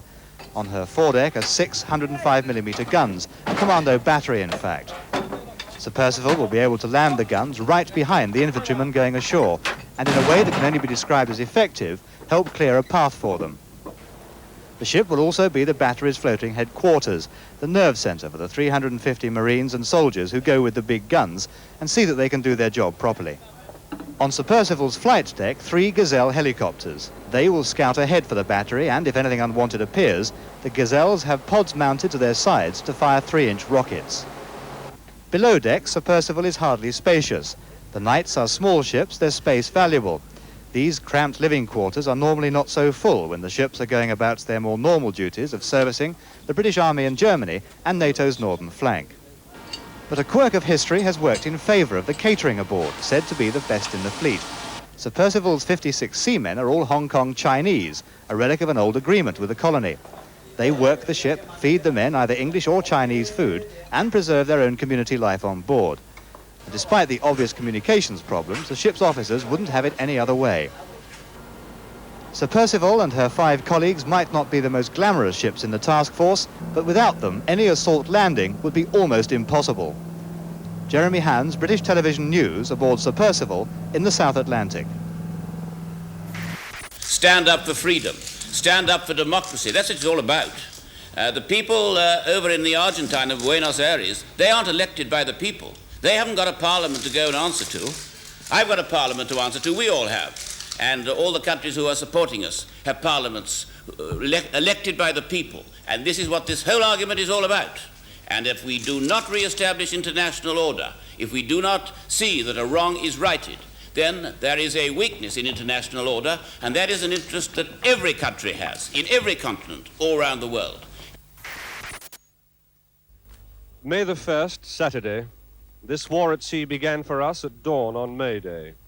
The ships of the task force had already crossed the perimeter of the total exclusion zone, that cordon sanitaire that both sides claim as their own. Our carriers, Hermes and Invincible, are at the center of the battle group, surrounded by their escorts of destroyers and frigates and the Royal Fleet Auxiliaries, supply ships and tankers. By first light, May Day morning, we had already drawn first blood. Even as our Sea Harriers were being loaded with bombs for their first war sortie, we were told an RAF Vulcan bomber had flown the 8 hours from Ascension Island over 3,000 miles away and had bombed the airstrip close to Port Stanley. Below the flight deck, the Sea Harrier pilots from 800 Squadron with a sprinkling from the Royal Air Force were being given their individual combat tasks. 9 aircraft to Stanley, 3 to the airstrip at Darwin, 60 miles east. Their orders: to inflict maximum damage to military installations, radar, fuel dumps, vehicles, personnel, and, in the words of their operations officer, other soft-skinned targets. One by one, they waited in turn for the launch spot. Carefully, their ground crews, called grubbers, tucked them in, tightening this strap, easing that, a last-minute check on the ejection seat, another reminder of some irritating minor technical fault. 10 minutes to midday British time, but only just dawn here, and they took off. A familiar sound and a familiar sight this past month in make-believe operational training exercises, but this was for real. Now they faced war in the air. 12 aircraft, 3 bombs apiece, 36,000 pounds of high explosive for 2 tiny Falkland airstrips. It was 25 minutes flying there, 25 back. And for the first time since we'd left Portsmouth, our flight deck was silent and empty. Our destroyer escort, HMS Broadsword, weaved about us. It's our goalkeeper, our protection, armed with Seawolf, the most advanced sea-to-air missile system in the world. Men and boys, some only 16 and 17 years old, scanned the sea and the sky from their ice-cold lookout turrets. The Royal Marines had set up makeshift machine gun positions, port and starboard, for anti-aircraft fire. We all pray never to hear them used. Then there was suddenly a cheer, a formation overhead, a victory roll, a count of the shapes in the sky, and all our aircraft had returned. The grins on the faces inside the cockpits and the thumbs up after the canopies had slid open confirmed their success. One Harrier had been slightly damaged, hit in the tail by a 20mm anti-aircraft shell. But within hours, it was repaired and the aircraft was back flying again. As we crested over the ridge to run into the airfield, there was a complete blanket of exploding AAA shells at a couple of 100 feet, and a lot of visually laid AAA actually firing at us on the run-in. How did you feel going into that? Did it give you pause for thought, or are you not able to think when you're moving fast? Well, for about 2 seconds it scared me fartless, and then after that you just had to concentrate on the job in hand, because we all knew what we had to do, we knew which routes we were taking, and it was just a question of getting as low as you could, weaving around what flank you could, and putting your weapons on the target. What were you putting down and where? I took 3 CBUs, and my brief was to run in from the northern end of the airfield, across the runway, and spread them across the runway into the domestic side, into the aircraft pound. And could you get any idea how well you'd succeeded? Yes, I think my first bomb probably took out an aircraft which is on the northern side of the airfield, a little light aircraft, and then the remaining 2 rolled across the airfield into the pan, which was actually full of smoke and flames already at this stage. What did it look like? The airfield itself was just the airport buildings were just a very large area of fire and smoke and dust. You couldn't actually pick out very little detail in there because there's so much. Could you see people on the ground? No, you couldn't see any people. I think they were pretty well down foxholes, but you could see a lot of guns firing. The reconnaissance photographs showed that Stanley Airport had been damaged, but not as severely as we'd first thought. Only one of the Vulcan bombs had hit the strip, and the mounds of earth showed where the Harrier bombs had landed. Further attacks would obviously be necessary. Later, it was confirmed that while our frigates had been bombarding Argentinian positions close to the airport, they'd been attacked by Argentinian fighter bombers. In the dogfight, pilots from Hermes and Invincible had shot down 3 Mirage fighters and a Canberra bomber. They said that one Mirage had been shot down by the Argentinians' own shore batteries.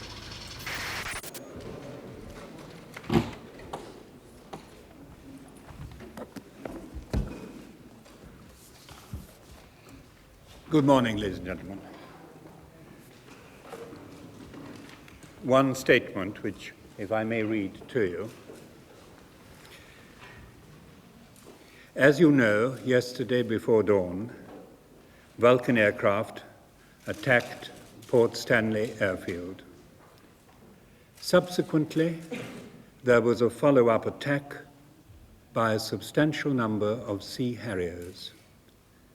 The result was a severely damaged runway at Port Stanley Airfield and considerable damage to surrounding military installations and stores. Goose Green was also attacked by a number of Sea Harriers. This local airstrip was damaged together with a number of Argentinian military aircraft parked in its vicinity. All our aircraft and crews returned safely. There was only minor damage to one aircraft, which did not affect its capability and which has now, in any case, been repaired. There were no task force casualties. In the late afternoon of the same day, elements of the task force situated within the total exclusion zone bombarded Port Stanley Airfield, to reinforce the effects of the bombing and to deter repair work. I should make very clear they bombarded Port Stanley Airfield. While this bombardment was taking place, Argentinian fighter and bomber aircraft attacked the ships. they were engaged by Sea Harriers, which shot down one Mirage aircraft. Another of the Argentinian Mirage aircraft is believed to have been shot down by Argentinian gunfire from around the airport. During the evening, the Argentinians mounted a bombing raid on our task force. One of their Canberras was shot down by a Sea Harrier, another was severely damaged. The raid was ineffective. Only one ship was damaged, and that was only superficial splinter damage. The frigate is continuing to perform its operational task. The only casualty was able seaman Ian Britnell from Teignmouth, Devon, who sustained a splinter wound. He is only slightly wounded and able to walk. We have no further reports of further engagements to date. Perhaps I might just make doubly clear, in the last 24 hours, we have lost no aircraft, fixed wing or helicopter. Thank you very much. That is the end of my statement. And I wonder now if the television cameras and recording machines could be switched off. President Reagan has not been out of the White House today, not even for his Wednesday afternoon horseback ride. Instead, he is being briefed throughout the day on the Falklands crisis, and his administration is working round the clock to stay in touch with the interested parties. And the man who still bears the brunt of that is Secretary of State Alexander Haig, who met the Spanish Foreign Minister today to discuss yet another peace plan. Washington today has seen an intense bout of diplomatic activity, with Mr. Haig at the centre of it.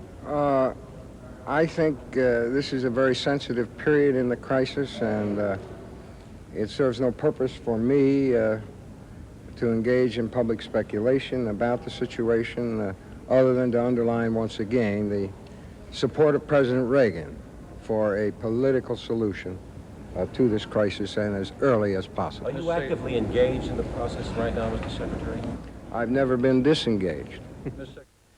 One man who knows that is Britain's ambassador, Sir Nicholas Henderson, who came to see Mr. Haig once again today to deliver to him the British government's response to the Peruvian peace plan. Mr. Haig expressed his concern at the loss of life, but the United States is not trying to persuade Britain to stop fighting.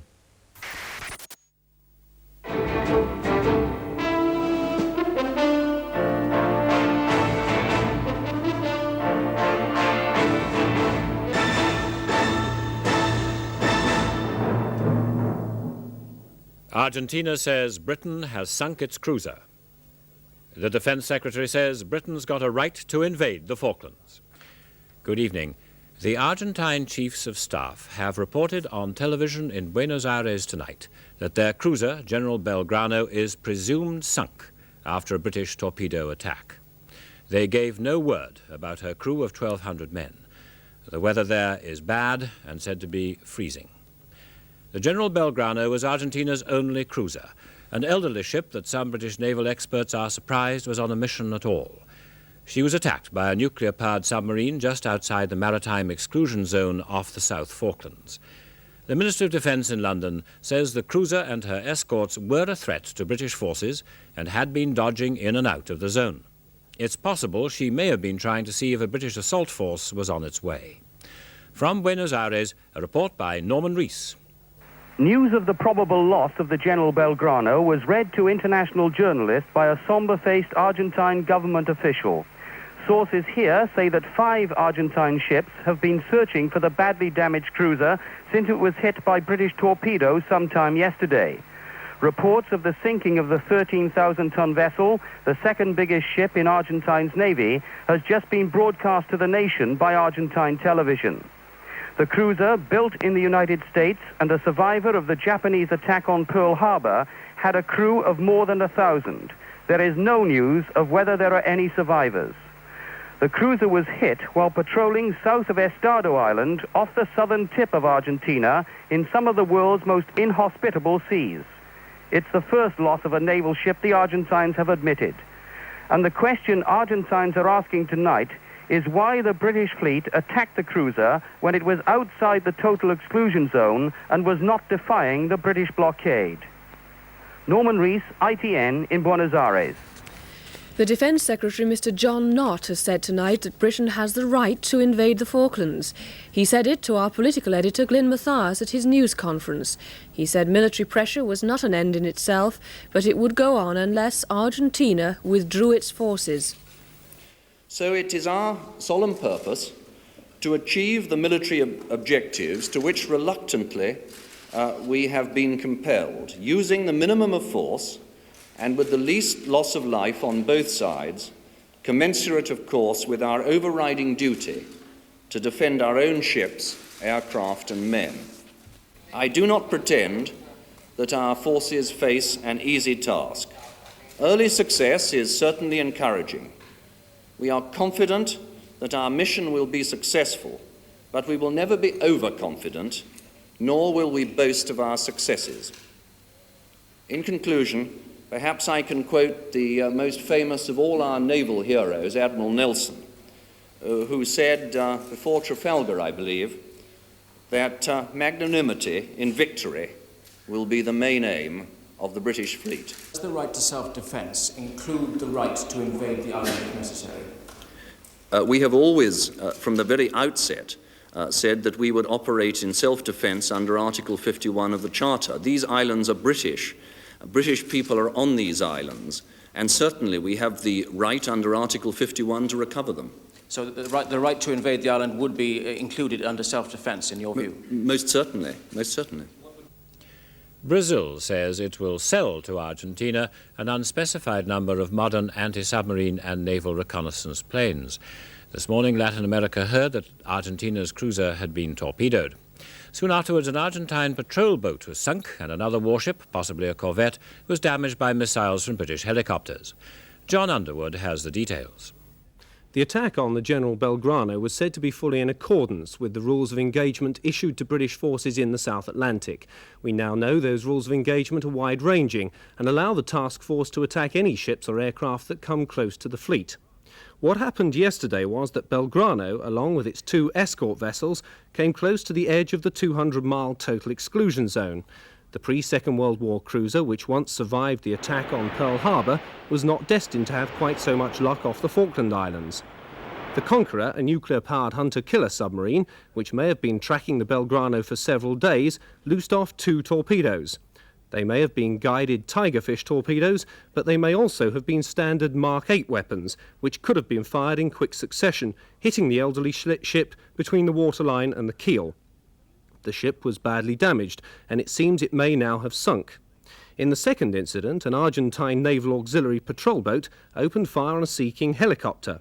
The Sea King radioed its position and made off, but 2 Lynx helicopters armed with Sea Skua missiles flew to the scene from HMS Hermes and attacked the Argentine patrol boat. It sank almost immediately. The helicopter dropped life-saving equipment, but was reported as giving up the search for survivors when its fuel supply ran low. Soon afterwards, another larger Argentine vessel came under attack from the same helicopters. Submarines are one of the main fears facing the task force, and when the Argentine patrol boats attacked the Sea King helicopter, it was almost certainly scanning the seas around Hermes with sonar, searching for Argentine submarines. But after 3 days of hostilities, where do we go from here? One view from retired Admiral Weems. I think we're moving in very well constituted steps with meticulous planning before each, remembering all the time that we are not there to kill people. We are there to get the Argentinians out of the Falklands. But will it be possible to get the Argentines out of the Falklands without killing people? I believe so personally, and I also believe we are moving in this step-by-step manner with that aim. Tonight, government sources are trying to play down the possibility of an imminent invasion of the Falklands, but speculation continues that with little sign of a diplomatic solution, the chances of a landing remain strong. The Argentine patrol boats which came under attack had been spotted by a Sea King anti-submarine helicopter on a surface search operation. They fired at the helicopter. The pilot of another Sea King describes what happened when the Lynx attack helicopter was alerted. The Lynx helicopter then closed the hostile contact and attacked with 2 Sea Skua missiles. Shortly afterwards, he reported 2 missiles hit. He then went inbound to investigate the damage he'd caused. He then reported that the contact had sunk. A second Lynx helicopter was tasked to look for survivors. Whilst he was looking, he was fired upon by another contact. He was given permission to attack that contact and did. He was then asked to look for survivors, but being short of fuel, he then returned to his ship. The Foreign Secretary, Mr. Pym, told a news conference at the United Nations in New York that diplomatic efforts for a peaceful solution would go on. We'll keep in touch, he said. But he flew back to London tonight without committing Britain to any specific peace plan. Our diplomatic correspondent Trevor McDonald reports from New York. The Foreign Secretary, Mr. Pym, was at the UN to see the President of the Security Council. After his meeting, I asked the Foreign Secretary whether he felt that escalating military action was going to force the Argentines to the negotiating table. They are occupying that land unlawfully, and they ought to go. That's the way to bring peace back, and I think that the military action, which we hoped to avoid because we hoped that sense would prevail in Buenos Aires, that action, I hope, will cause them to change their minds. And all I can say is that in the case of the cruiser yesterday, that posed a serious threat to our forces, and so they took action. We had a helicopter that was attacked by 2 ships, and they received the appropriate response. So I hope that as a start, at any rate, the Argentines will respect that total exclusion zone, respect it, and we're there to protect what is British territory. And the choice is really theirs. We don't want to make any further attack on them or anything at the moment. We want them to withdraw. My comment would be that that is a clear case of gunboat diplomacy that was widely practiced during the 19th century, mainly by the great imperial powers. And that is clearly intended to attain diplomatic victory through military force. A UN spokesman said this afternoon that the Secretary-General had postponed a trip to Africa and that all Security Council members were being briefed today about ideas for a settlement put to Britain and Argentina within the last 48 hours. Those ideas, Mr. Pym has said, he'll take back to London for consideration. But any progress on them in the near future is rather doubtful, because before leaving here, the Foreign Secretary said that he did not see an active negotiating role for the United Nations in the near future. Trevor McDonald, ITN, at the United Nations in New York. Mrs. Thatcher has decisions to make tonight and tomorrow. She's now back in Downing Street after a weekend at Chequers. Our political editor says she'll see her inner cabinet first thing tomorrow, then a full cabinet, then to the Commons for questions and a statement, probably by Mr. Pym. She needs to decide the next diplomatic and military moves over the Falklands and whether or not to brief the Liberals and Social Democrats, now that Mr. Foote has turned down all party talks. May the 4th, Tuesday. Sudden change in the weather. The sea is calm, visibility to the horizon. Action stations at 10 minutes past 1. There's a red alert. At 20 minutes past 2, we can just make out smoke 10, possibly 15 miles away. HMS Sheffield, one of our pickets on the edge of the battle group, has taken a direct missile hit. She is on fire. Helicopters with medical teams and extra firefighting equipment are sent to the blazing ship, but as each one returns, the pilots confirm that the fire is winning. The order is to abandon ship.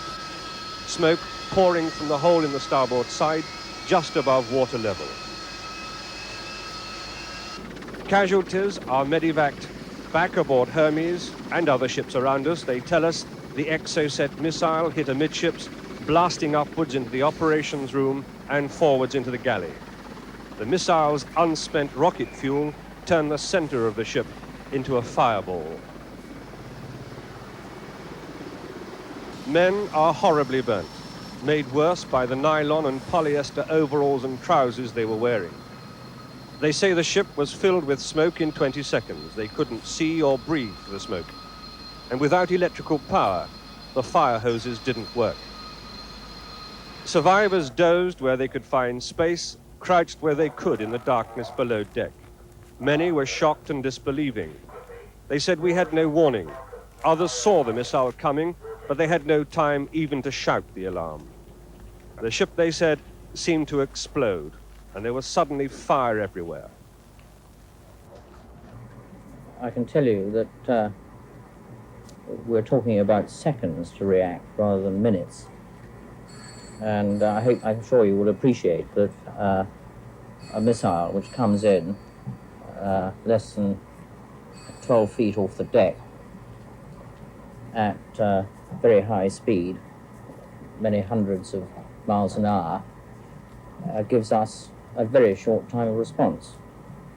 And we saw it at a stage at which there was really no time to do anything other than for those who were in the immediate vicinity of the small number of people who saw this missile appearing, only had time to say take cover. And we're talking about 3 or 4 seconds later, the missile striking HMS Sheffield. How much effect did it have? Devastating. It hit the center of the ship, which is the center of all operation, both mechanical and detection and weapon system wise, about 6 feet above the water level, damaged 2 large compartments, and when inside the ship, exploded, and exploded outwards and upwards. And we're actually talking about 15 to 20 seconds, I know it sounds incredible, but 15 to 20 seconds before the whole of the working area of the ship, and I'm talking about 1/3 of the ship, the center portion, was filled by black, acrid, pungent smoke. Could you describe, in your own words, what happened the moment after, how the men reacted, how you reacted, what the men were quite incredible. I think we were extremely fortunate that Sheffield has been at sea since, away from the UK, since the 17th of November, which may sound a long time. We were actually due to go back at the beginning of April, but we were diverted for this emergency. And there are some positive sides to that, really, that the ship's company get to know each other. We knock off all our round corners, square corners. Morale was really at an incredibly high level, and teamwork was really excellent. My overriding impression throughout the 5 hours that we tried to fight this damage. 5 hours? 5 hours, through which we tried to fight this damage, was of immense calm, common sense, and careful thinking by really every member of the ship's company. How were you able to go about fighting the damage? You had your power knocked out, you had your command signalling system knocked out. How were you able to do that? We weren't. Initially, our biggest problem was the smoke, the type of smoke which you cannot possibly breathe in, and the fact that our firefighting water system was completely cut off. We had no fire pressure, no fire main pressure with which to fight the fire, and we could not get below decks anywhere near the scene of damage, which was fairly extensive within 2 minutes of hitting. And you knew there were men down there? Yes, but we didn't know how many. And this, I think, is where we were fortunate in having been together as a team for so long. and I have no doubt that the ship's company really saved themselves largely by their own sensible efforts. They were quite remarkable. What was it that finally made you decide to give up that fight, to abandon the ship? I think we started thinking that we were on a losing wicket when we realized the fire was spreading. The decks were hot on the upper deck. You could feel the heat of the deck through your feet with shoes on. The superstructure was steaming. Paint on the ship's side was coming off. The area around the initial area where the missile penetrated the hull was glowing red. It was white hot and red hot. The flames we could see coming out of the hole. The extent of damage was such that we knew that there is no way in that class of submarine, that class of ship, that you can possibly fight that ship again with that amount of damage. It would have been useless if you'd saved it. Even if we saved it and went back on board, there is no way that that ship could positively contribute to this group. You went back later by helicopter to see it. Even then, you were certain you'd made the right decision to abandon. I have no doubt at all, I'm afraid. We went back by helicopter about 7 hours after the explosion, and the whole of the center section was a roaring mass of flame. That is the whole of the working area of the ship. It was your decision to abandon the ship? Yes, it was. How did you feel when you gave that order? Awful. You've known the ship some time? Yes. Not as long as the rest of the ship's company, because I only joined it abroad in January. But the rest of that ship's company had been together for a long time. It's a very good ship. I'm sure every captain would say that their ship's company is the best afloat. But I certainly believe that mine was. Captain, I'd just like to finish, if I could, and say that the other part of the decision to abandon was the fact that we were taking part, or taking the attention of other ships and units in the area at a time when we were subject to attack. We had no hope of retrieving the fighting capability of that ship. The fire had extended to an extent that was dangerous with regard to our own ammunition magazines and missile magazines. And the ship's company, all of them, were on the upper deck and had been on the upper deck in very cold conditions for 5 hours. We were not winning that fire, beating it. We were losing. Late afternoon Tuesday, and a second blow to the task force. In a further attack on Stanley Airfield, a Harrier from Hermes has been hit by ack-ack fire. Flight Lieutenant Nick Taylor is missing, presumed dead. Pilots later confirmed that his plane exploded on the bombing run-in.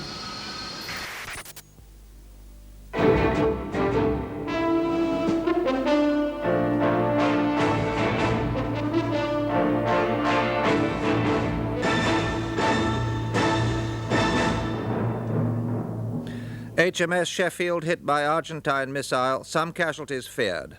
Crew abandoned burning ship, all those picked up. One Sea Harrier shot down, the pilot is killed. Mrs. Thatcher tells of worry I live with hourly. Argentina says 680 rescued from the General Belgrano. Good evening. The British destroyer HMS Sheffield has been hit by an Argentine missile and destroyed off the Falklands. All the crew who abandoned ship were picked up, but the Ministry of Defence says it's feared that there were some casualties. And in new bombing raids over the Falklands, a British Sea Harrier jet from the task force was shot down today. The pilot was killed. Next of kin are being informed. Special telephone numbers for relatives of men aboard the Sheffield have been issued, and we'll be giving them in a few minutes. The Sheffield, a Type 42 destroyer, was apparently hit by an Exocet missile fired by an Argentine plane from a range of more than 20 miles. The ship caught fire and is now reported to have sunk. This is how the Ministry of Defence announced the loss of the Sheffield a short time ago. Here's the spokesman.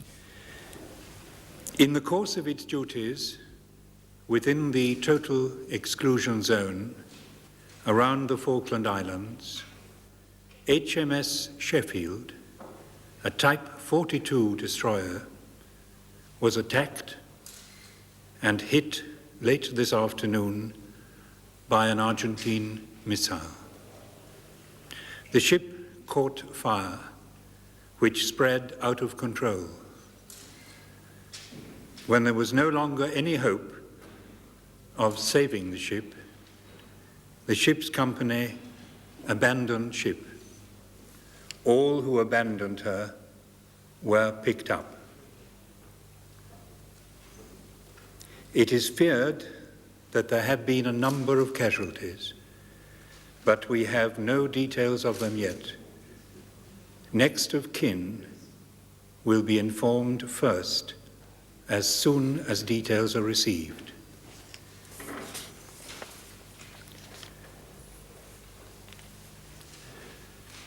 Further air operations were also conducted over the Falkland Islands today. The Vulcan attack on Port Stanley Airfield carried out this morning was successful, and the aircraft involved returned safely. In the course of Sea Harrier attacks, one of our aircraft was shot down. The pilot has been killed.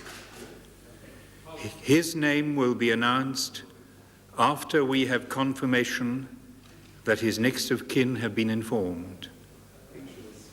All the other Sea Harriers returned safely. The task force is continuing with its operations as planned. A statement will be made in the House of Commons tomorrow when further details are known. HMS Sheffield was carrying 270 men when she was attacked and sunk by the Argentine Air Force. Hit by a missile, she caught fire and it spread rapidly. Built by Vickers at Barrow, HMS Sheffield was commissioned in 1975. She carried one Lynx helicopter armed with Sea Skua missiles, and the ship herself was armed with Sea Dart missiles. The Sea Darts are very sophisticated, but in order to combat Argentine Exocet missiles, the Sheffield would have needed the short-range Sea Wolf system. It's understood tonight the plane which attacked the Sheffield fired 2 Exocet missiles from more than 20 miles away. One missed. One is thought to have scored a direct hit on the ship's operations room. It's also known that a Sea Harrier jump jet has been shot down and the pilot has been killed. Throughout the day, Vulcan bombers and Sea Harriers carried out further sorties against airfields on the Falkland Islands. According to the Ministry of Defence, the airfield at Port Stanley is now out of action. The captain of HMS Sheffield was Captain James Salt. Born in 1940, he took command of the ship just 4 months ago. He's married and lives at Petersfield in Hampshire. The man who conducted the first sea trials on the Exocet missile was Admiral Martin Weems. Martin, how sophisticated is the Exocet missile system? It is a small missile which is very effective and very reliable. I am familiar with the surface version, but I have every reason to suppose that the air-launched version is the same sort. Now, if there has been a direct hit on the operations room, how many men do you think would have stood a good chance of getting off the ship? I find that almost impossible to answer, but the operations room is in the center of the ship, which would be the target for this missile. Are many of the crew actually located in that area when the ship is at full operational strength? Indeed, sir. Do you think there would have been a battle as this happened, or would it have all been over very quickly? The Exocet is a sea-skimming missile. It goes the height of a room above the surface of the sea, very fast. Once launched, it's extremely difficult to stop. How, in fact, would you stop an Exocet missile? Close-range weapons and luck. What sort of close-range weapons would you be thinking in terms of? Guns. There's nothing else that can get down that low. It's a very nasty little weapon. Now, do you think that the sinking of HMS Sheffield will lead to any change in the rules of engagement in the South Atlantic? Do you think the battle will now be stepped up? No, I do not. I truly do not. We have our purpose firmly in mind, which is to persuade the Argentinians to leave the Falklands. Very briefly, Admiral Weems, your thoughts this evening on the loss of the Sheffield? These people are friends of mine. I'm very sad. Admiral Weems, thank you very much indeed for joining us this evening.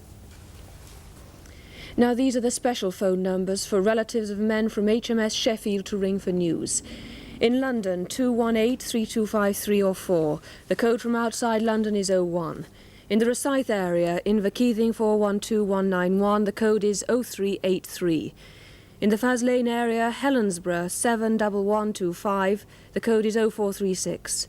In Plymouth, 666666, the code is 0752. Portsmouth 827671, the code is 0705. Chatham 812771, the code is 0634. We'll give those numbers again at the end of the programme. The opposition leader, Mr. Foote, described tonight's news as grave and tragic. There's expected to be a common statement either later tonight or tomorrow. Earlier today in the Commons, Mrs. Thatcher strongly defended the attack on the Argentine cruiser the Belgrano. She said everyone regretted the loss of life, but Britain's first duty was to protect its own forces. There will be a statement to Parliament tomorrow about the latest developments, including the loss of the Sheffield. The Commons this afternoon showed it was already concerned about the way the fighting in the South Atlantic was developing with the sinking of the Argentine cruiser, the General Belgrano. Mrs. Thatcher justified that action by saying the government's first duty was to protect the lives of British servicemen. There was clear evidence, she said, of aggressive intent by the Argentines. The Belgrano and the 2 escorting destroyers posed an obvious threat to our forces. Had we left it any later, it would have been too late. But the Labour leader, Mr. Foote, wanted a much fuller explanation. What political control had there been over this development? Mrs. Thatcher replied, the task force is clearly and was clearly under political control. The Defence Secretary, Mr. Nott, also found himself defending the government against opposition accusations about the sinking of the Belgrano. The task force commander could have ignored the threat from the cruiser only at his peril, he said. Tackled by Mr. Dennis Healy for Labour, Mr. Nott confirmed the 3 Argentine ships had been 30 to 35 miles outside the total exclusion zone, only hours steaming time away from the task force. He refused to be more precise than that because he said that would reveal the position of the task force. London awoke to the latest news of the Sheffield and her casualties. Commuters pouring through Waterloo Station busily studied the headlines and the overnight details. Some were still unaware it had happened. Others were horrified by the full facts. In the Thames sat the old sea dog HMS Belfast looking sombre. Nearby, the office workers crossed London Bridge. Their reaction was mixed. Well, complete shock, and certainly the need for a political solution to be found. I was sad, disappointed that it happened. Did you think it was inevitable? I think it would have been nice if there'd been some diplomatic moves first.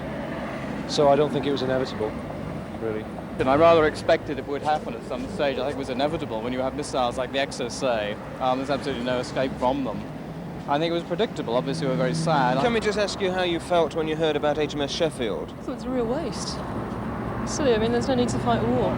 You don't think so? No, it's stupid, because either way there's going to be a diplomatic solution. So there's no need to fight a war in the first place. Let's just sit down and talk about it.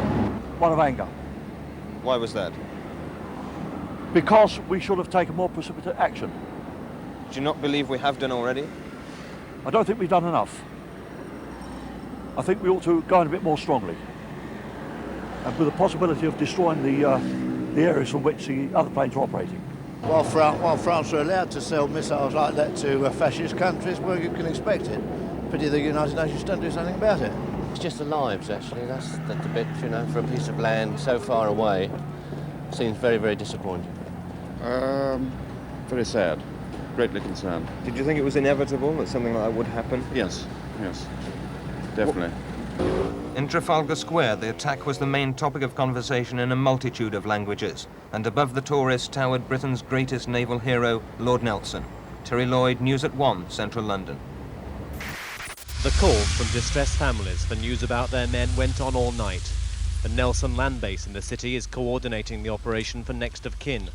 But in the large naval estates around Portsmouth, where many of Sheffield's crew come from, the grief is being shared by all the wives.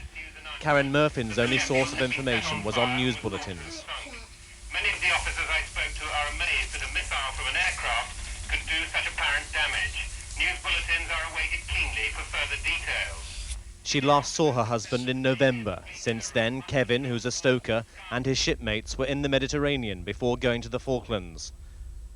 Chief Petty Officer Stephen Ball is one of the lucky ones. His wife can't believe he's coming home. I know what my feelings are going to be. I should burst into tears. You know, I've been fairly controlled up to now, but I think when he comes home I am going to break down. Have you any message at all for the wives of those unfortunate sailors who have perished? I think we all feel extremely sorry for them. I only hope that the loss of their lives will achieve something. The full list of casualties from the destroyer still isn't known. Well, it's come as a shock to everyone. I mean, it didn't really sink in what's happened, but everyone wants to get in there now and get our own back. Do you know many of the people on board? I know everyone on board. Every single one. What sort of ship was she and ship's company? She was great. That's why she was called the Shiny Chef. The elite of the fleet. It was great. Even though the people are no strangers to famous sea battles, the shock of losing their destroyer and as many as 30 men has left an emptiness not witnessed here since the last war. But for the women and children, life goes on. And for Karen Murphin, the long wait for information ended suddenly. You've just heard of what the latest news is. What have you been told? He was picked up and they didn't know if there was any injuries yet. While the city pays its respects by flying the Guildhall flag at half-mast, the Navy's Welfare Department has taken on the grim task of making contact with all the families who've suffered losses. Brent Sadler, News at 10, Portsmouth. HMS Sheffield was apparently on the outer perimeter of the task force, 70 miles from the Falklands, when she was hit. The Royal Naval ships work together as a group, using their different weapons for the benefit of the whole force. At the centre of the group are the carriers Invincible and Hermes, the most valuable ships on the force. Some of their Harrier aircraft are airborne continually, searching for enemy planes approaching the fleet. The Harriers provide the long-range air protection for the fleet, but yesterday they were unable to stop the attacking Argentine planes. Inside the Harrier screen are the air defence destroyers, of which HMS Sheffield was one. There are 5 destroyers with the fleet, fitted with anti-aircraft missiles of over 20 miles range. If enemy planes get through the Harrier screen, these ships should be able to use their missiles to stop the planes. But yesterday the anti-aircraft defences failed. 3 super-étendard bombers, like these French Navy jets, but with the Argentine planes probably flying from mainland bases, attacked the fleet. Argentina ordered 14 of these new French planes, but only 6 are thought to have been delivered.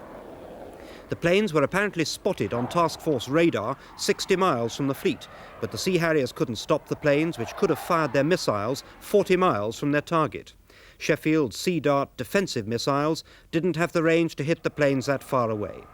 The Exocet missile is radar-guided and has the reputation for being impossible to stop once launched. Flying at some 600 miles an hour, it has a colossal punch, and as these slow-motion pictures of a test firing show, the missile punctures the side of a ship and explodes inside. This photograph was taken after a test firing of the Exocet and shows the devastating damage it inflicts. The missile aims for a ship's operations room packed with radars, computers and automatic sensors that control the weapons.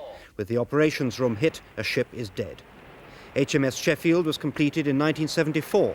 It's come as something of a shock to the Royal Navy that such a modern ship, costing over £100 million each to build today, can be destroyed by a single missile.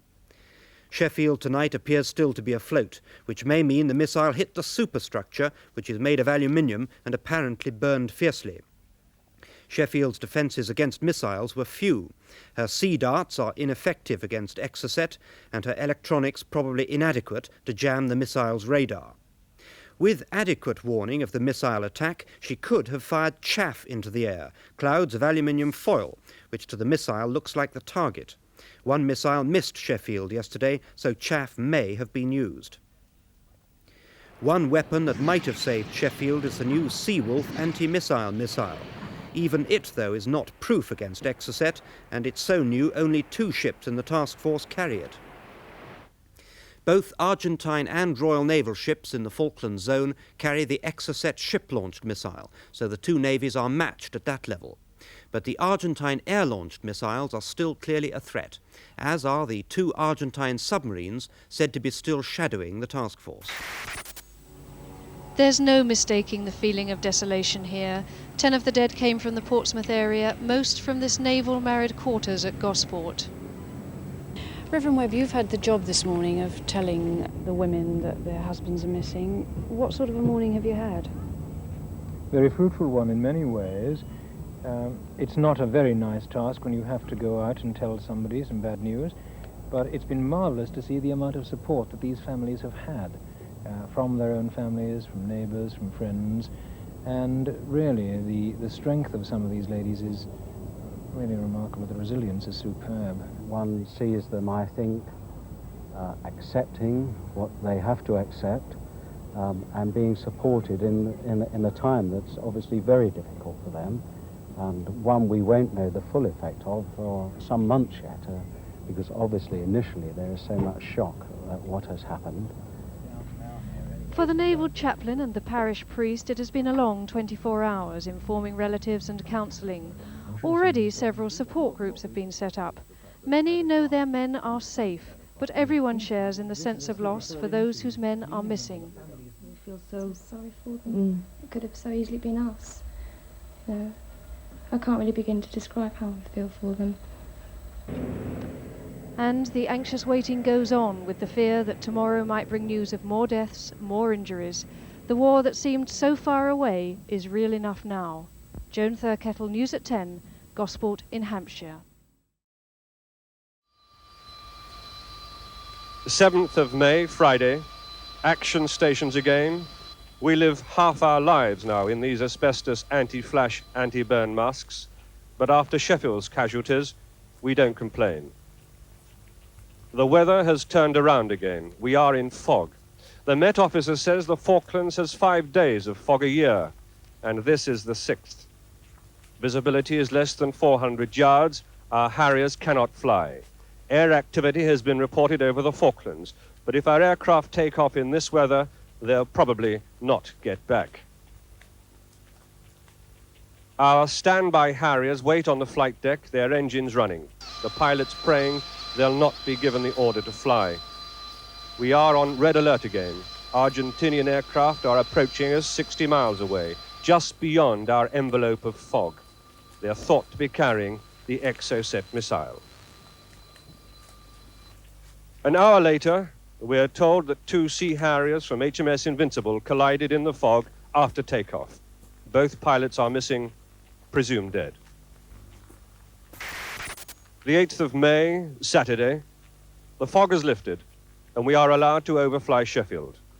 It's 4 days now since she was abandoned, but she refuses to sink despite the gaping hole in her side. Somewhere below, she's still burning. Smoke curls out of one of the hatches, distorted by the heat. Afloat and drifting with the currents, silent and gutted, a tomb for those who died inside. We have completed our first week of war, and we are about to begin our 6th week at sea. And we seem constantly now in bad weather as we approach the Antarctic winter. The men of the task force have been told to prepare themselves for a long, cold winter of attrition. Michael Nicholson, ITN, with the British task force off the Falkland Islands. Waiting to speak to me in New York now is one of the Argentine team at the UN, Mr. Jorge Herrera Vegas. Mr. Vegas, what has happened to generate this general mood of progress? What happens is that the good offices of Secretary General Perez de Cuellar are starting to have some positive results, in the sense that he is finding some common ground between the position of the parties. We, the Argentinians, have a firm hope that a negotiated solution can be achieved. Are you now willing to negotiate about sovereignty unconditionally? We are adopting a very flexible position in order to accommodate British positions. And one of them had been the very clear statement of Minister of Foreign Affairs, Mr. Costa Mendez, last Sunday, in the sense that sovereignty is not a precondition for Argentina to talk. Can we be clear? Is sovereignty, or is it not, something there can be unconditional negotiations about? In accordance to the declaration of Minister Costa Mendez, we can negotiate without preconditions. You're willing to sit down and talk about sovereignty without any guarantee that at the end of the negotiations you will be given it? Well, you are putting too precise words. You know that the possibilities of accommodation sometimes are not to try to make Pythagorean theorems of diplomacy. But you've said in the past, spokesmen have said in Buenos Aires, that the Malvinas, as you call them, are yours and will stay yours. Have you shifted from that position? The Argentine people is not going to shift from that position, but one thing is a position, and another thing is a determination to negotiate. We have expressed a week ago, in response to the Secretary General's ideas that were addressed to us, that Argentina is prepared to negotiate. And to negotiate means exactly what it means, to negotiate. Negotiate without any guarantee that at the end of the road they'll be given to you? We hope that at the end of the road the negotiations are going to conduct for sovereignty given to Argentina. But that is our position, and nobody can expect to us not to have that position. What would a British landing on the Falklands do to these negotiations? Well, the British landing on the Falklands, as you call them, or the Malvinas as we call them, would make negotiations impossible. If there are negotiations, Mr. Herrera Vegas, might not a democratically elected government in Argentina have a bit more credibility at the negotiating table than the present one? That is a matter I'm not going to comment on. The regimes that countries give to themselves are internal questions, and I don't think it is for foreign countries to have value judgments on those. Each country has the government it gives itself. And do you believe we are going to get a peaceful settlement? I think we are going to get a peaceful settlement because what is at stake is of much greater value than the Malvinas Islands themselves. Britain should consider seriously its relations with entire Latin America and its image in the world, in a world in which colonialism is a thing of the past. I think all these elements will make Britain to understand that it should adopt in its turn a flexible attitude and to make concessions as we Argentinians are making concessions at the negotiating table. You make it sound as if we invaded the Falklands to start with. You were the aggressors, Mr. You did Herrera that Vegas. on the 2nd of January 1833, sir. And you did it on the 2nd of April 1982. We must leave it there, Mr. Herrera Vegas. Thank you very much for talking to us. Don't mention it. Argentines are still being told that a British invasion of the Falklands could come at any moment. The propaganda battle to prepare them for such a war continues unabated. Mrs. Thatcher is pictured as a pirate one of the more flattering comparisons the magazines are making. This morning, a regular gun class, which normally attracts a handful of enthusiasts, was almost overwhelmed as men and women clamoured for training in the use of rifles. Asked why, one woman said, "It just seems the right thing to do." Children, of course, know nothing of the realities of war, but find the whole idea exciting. They're being encouraged to enter painting competitions with the theme of a British defeat. 101 fundraising efforts are going on. Respectable middle-aged men take to the streets and successfully beg for contributions to the war fund. Bizarre events like an all-night organ marathon draw thousands of spectators. This morning, angered at the authorities' slowness in changing the name of the famous Plaza Britannia, people turned up to tear the sign down and throw it at the door of the British clock tower in the middle. They hear constantly on radio and TV that in just a day or two, Britain must accept a settlement or invade the Falklands. Their government has told them if the British want war, then war it must be. The people have heard the message, and many respond like this. Ken Rees, ITN, Buenos Aires.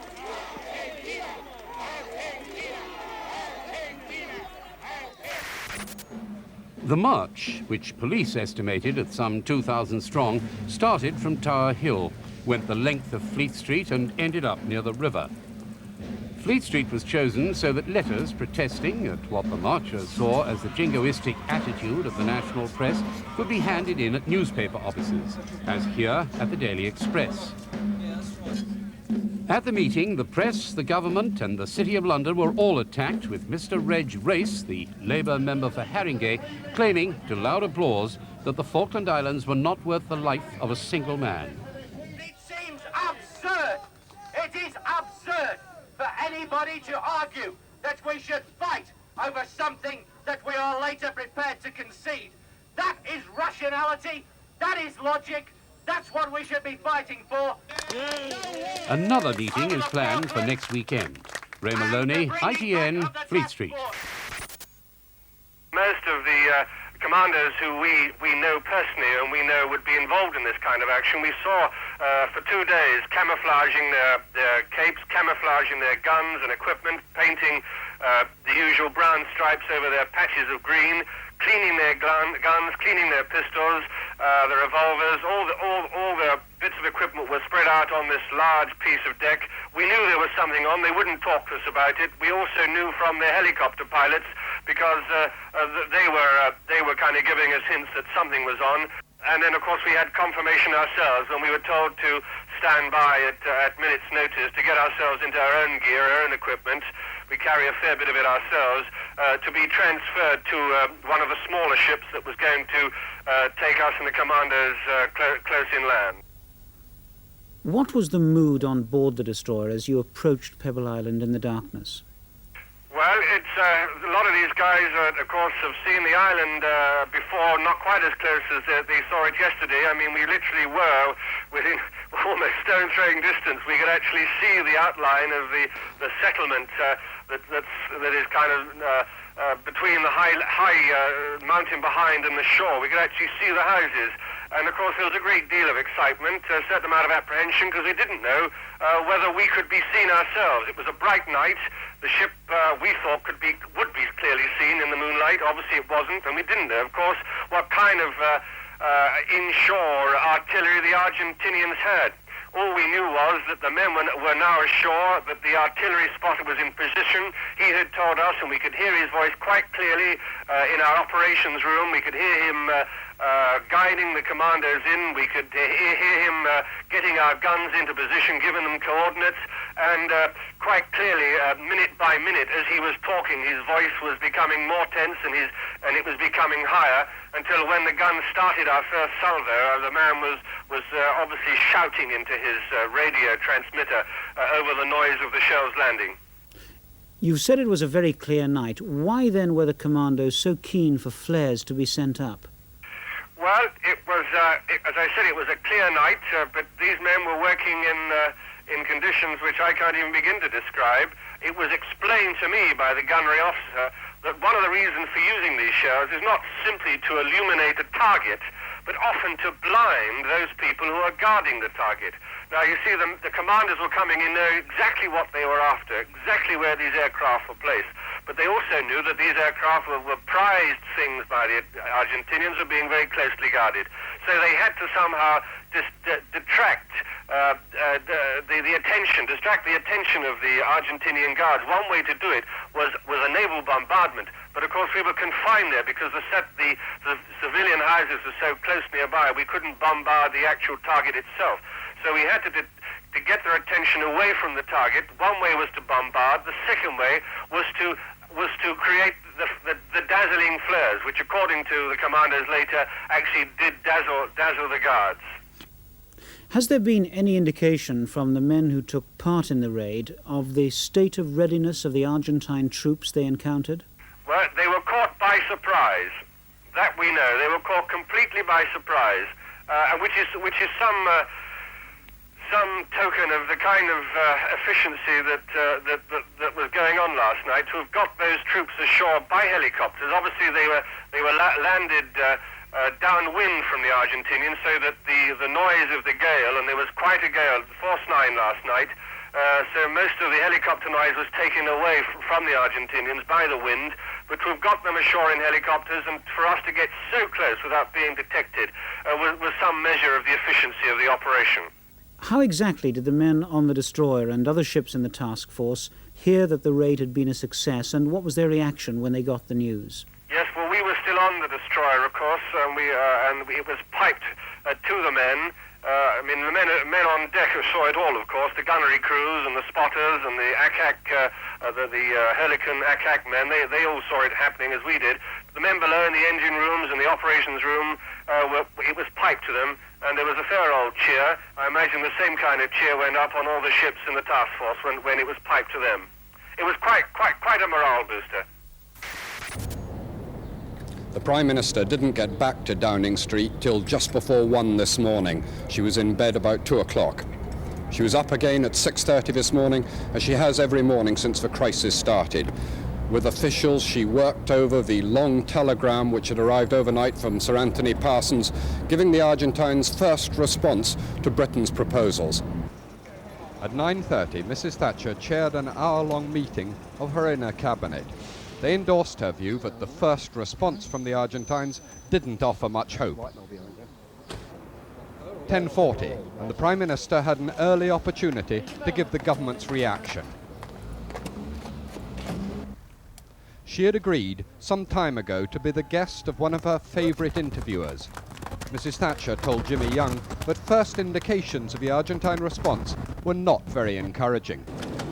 11:45. And the Prime Minister arrived back in Downing Street for a briefing on Zimbabwe. 12:45, and the Falklands and the Common Market were put on the back burner while the Prime Minister lunched Mr. Robert Mugabe. Officially, Zimbabwe's problems occupied them for the next 2.5 hours. Also guests at the lunch, Lord and Lady Carrington, the first visit by the former Foreign Secretary to Number 10 since he resigned. 3:15, farewell to the Mugabes, and back to the Commons to hear Mr. Walker's statement on yesterday's Common Market vote. The Prime Minister's furious about it. She also briefed Dr. Owen and Mr. Steele on the Falklands for a second time. 5 o'clock, back to Downing Street for 2 hours of meetings with ministers and civil servants on the Falklands, the Common Market, and other pressing issues. A man who's had to keep up with this pace for the past 6 weeks is Mrs. Thatcher's parliamentary private secretary. She's bearing up fine, absolutely fine, as I think everybody would have expected that she would have borne up. She's very physically strong, people say. She's very strong, she's very fit, she's absolutely in the prime of life, and the prime, of course, for many years to come. A lot of people say she needs less sleep than many of her civil servants and her ministers. Do you find that? Well, I don't know whether she needs less sleep. She certainly gets less sleep, but I think that's really a triumph of the spirit over the flesh. 7 o'clock, and the Prime Minister had to go back to the Commons to vote, though her thoughts were clearly elsewhere. Any fresh news, Prime Minister? Any fresh news? Waiting for news from New York. No fresh news. Still hopeful? I'm always hopeful. Thank you. 7:55, a second Commonwealth leader demanded her attention. Actually, Mr. Robert Muldoon is a welcome guest, and he apparently supports any tough action she may wish to take against the Argentines. 8 o'clock, and the Duke and Duchess of Kent arrive. Ahead of Mrs. Thatcher, 2 hours for dinner, then 5 hours of work, including a major speech for tomorrow. The Prime Minister, I'm told, won't sleep till 3 tomorrow morning. David Rose, News at 10, Downing Street. By the time Senor de Cuellar saw Ambassador Parsons and Deputy Foreign Minister Ross last night, he would have realized that his attempt to bridge the gap between the two countries was very likely to end in failure. Argentina's response to Britain's statement of its position was a mixture of requests for clarification on points Britain felt it had already made clear, a restating of well-known Argentine positions, and the introduction of new negotiating elements, which at this late stage must be interpreted as an attempt to spin out the talks. Sir Anthony was given last night only a brief sketch of a more detailed document Argentina has now presented. But British officials here view all this with scepticism. Nothing Argentina has said changes the points of fundamental differences between the two sides. How a ceasefire might be achieved is still disputed by both countries. Britain's aim is to get Argentine troops off the Falklands. Argentina wants the Royal Naval Task Force to turn around and go back to Portsmouth. 2 weeks have been spent abortively, it now seems, in finding an agreeable formula for phasing both withdrawals. Working out an interim administration of the island remains a problem. Britain insists the islanders, through their locally elected council, must have a say in how they're governed. Argentina would like the UN to be the sole interim administrator. And on the question of sovereignty, Britain wants talks to settle this issue without a prejudgment by Argentina on the outcome of those talks.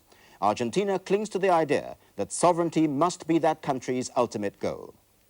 The UN talks here might not end abruptly with any dramatic walkout or declaration by either side, and some kind of mechanism for keeping diplomatic avenues open between the two countries will undoubtedly be kept in place. But this peace attempt has virtually come to an unsuccessful end. Trevor McDonald, News at 10 at the United Nations in New York. Senor de Cuellar arrived at the United Nations this morning to consider whether there was anything further he could do to reach a peaceful settlement of the Falklands dispute, knowing that in fact he's been given no more time. I asked him whether he felt there was any room for new UN proposals now. You know, all along I have been presenting, ideas to the parties. It is not a United Nations proposal, but constantly we were presenting ideas to the parties. And has there been any response, sir? How much time is left? A few hours. Senor. A few hours. I used to say that the patient is in intensive care but still alive. I asked Sir Anthony Parsons whether he agreed with the United Nations Secretary-General's description. Well, it's a difficult medical question to answer. As the Prime Minister said in the House of Commons this morning, our final proposals, which we put forward on Monday, were comprehensively rejected by Argentina yesterday. So if there is any hope at all, there must be a really radical change, very radical change indeed, in the Argentine position. Perhaps it's more a question of a return from the dead than whether or not the patient is still alive. Tonight, a very ugly public row has broken out between the Office of the Secretary-General and the British Mission to the United Nations here.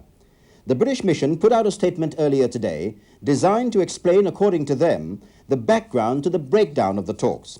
The paper was later withdrawn, but not before the Secretary-General let it be known through his spokesman that he was furious at the use of the word breakdown. Apparently, Senor de Cuellar doesn't feel that all his efforts at finding peace are dead yet. This could only seriously complicate any further involvement in the search for peace by the United Nations. Trevor McDonald, News at 10 at the United Nations in New York.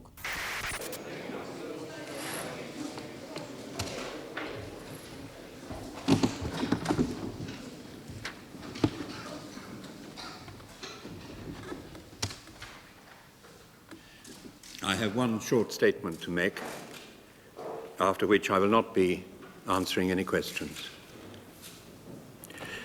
The task force has landed a number of raiding parties on the Falkland Islands during the night. These raids are still in progress. Early indications are that they are achieving their objectives. Bombardment from ships in the task force continued in the vicinity of Port Stanley and other areas in East Falklands. Harriers from the task force have mounted attacks in the Fox Bay area.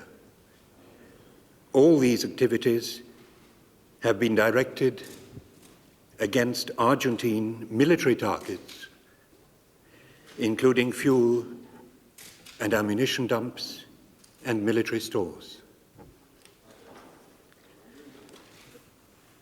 Sadly, in the course of a transfer of personnel between ships, in advance of these operations, a Royal Navy helicopter with 30 men on board met with an accident and ditched.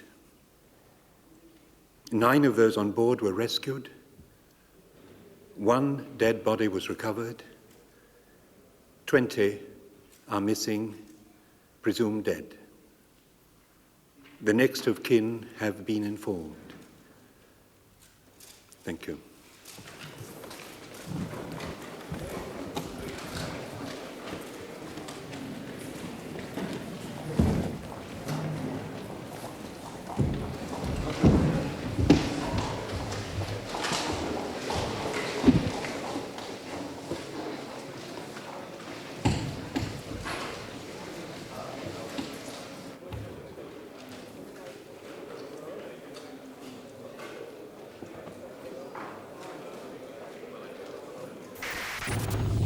The final assault force consisted of about half the ships sent to the South Atlantic. 1,400 men were disembarked in landing craft from the troop carriers Intrepid and Fearless, seen here in the background.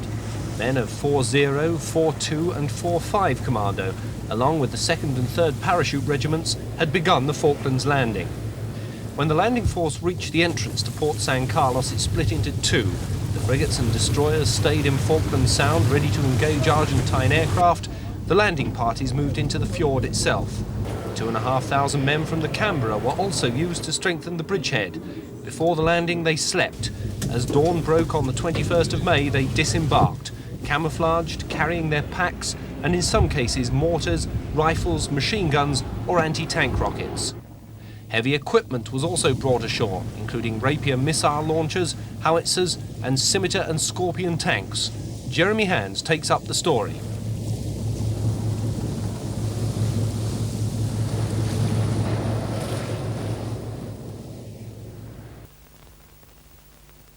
The biggest fear for us has been from Argentine aircraft. They had, until our own anti-aircraft missiles were installed, a free run at us if they could find us in time. And for that reason, loud and effective diversions have been put into operation by more naval bombardments and by our own artillery as soon as it's been put ashore. The landing took place in total darkness. For 4 hours we were steered through narrow waters with the assault troops, while all the while the Argentine attention was successfully drawn by a series of very heavy naval bombardments. We'd been told to expect an opposed landing. A company of about 100 Argentine soldiers had been seen in this area and were thought to be waiting for us. But in fact, when we waded ashore, there was neither sight nor sound of an enemy. At first light, our frontline supplies started being flown in. The troops had arrived with no more than they could carry. The Sea Kings and Wessex helicopters lost no time in bringing in a lot more. The aim was simple, to establish a firm foothold back on the Falklands before going into the second phase of any British incursion. On the hillsides around the beachhead, troops fortified and prepared for whatever might lie in store. The countryside, as expected, offered little or no cover.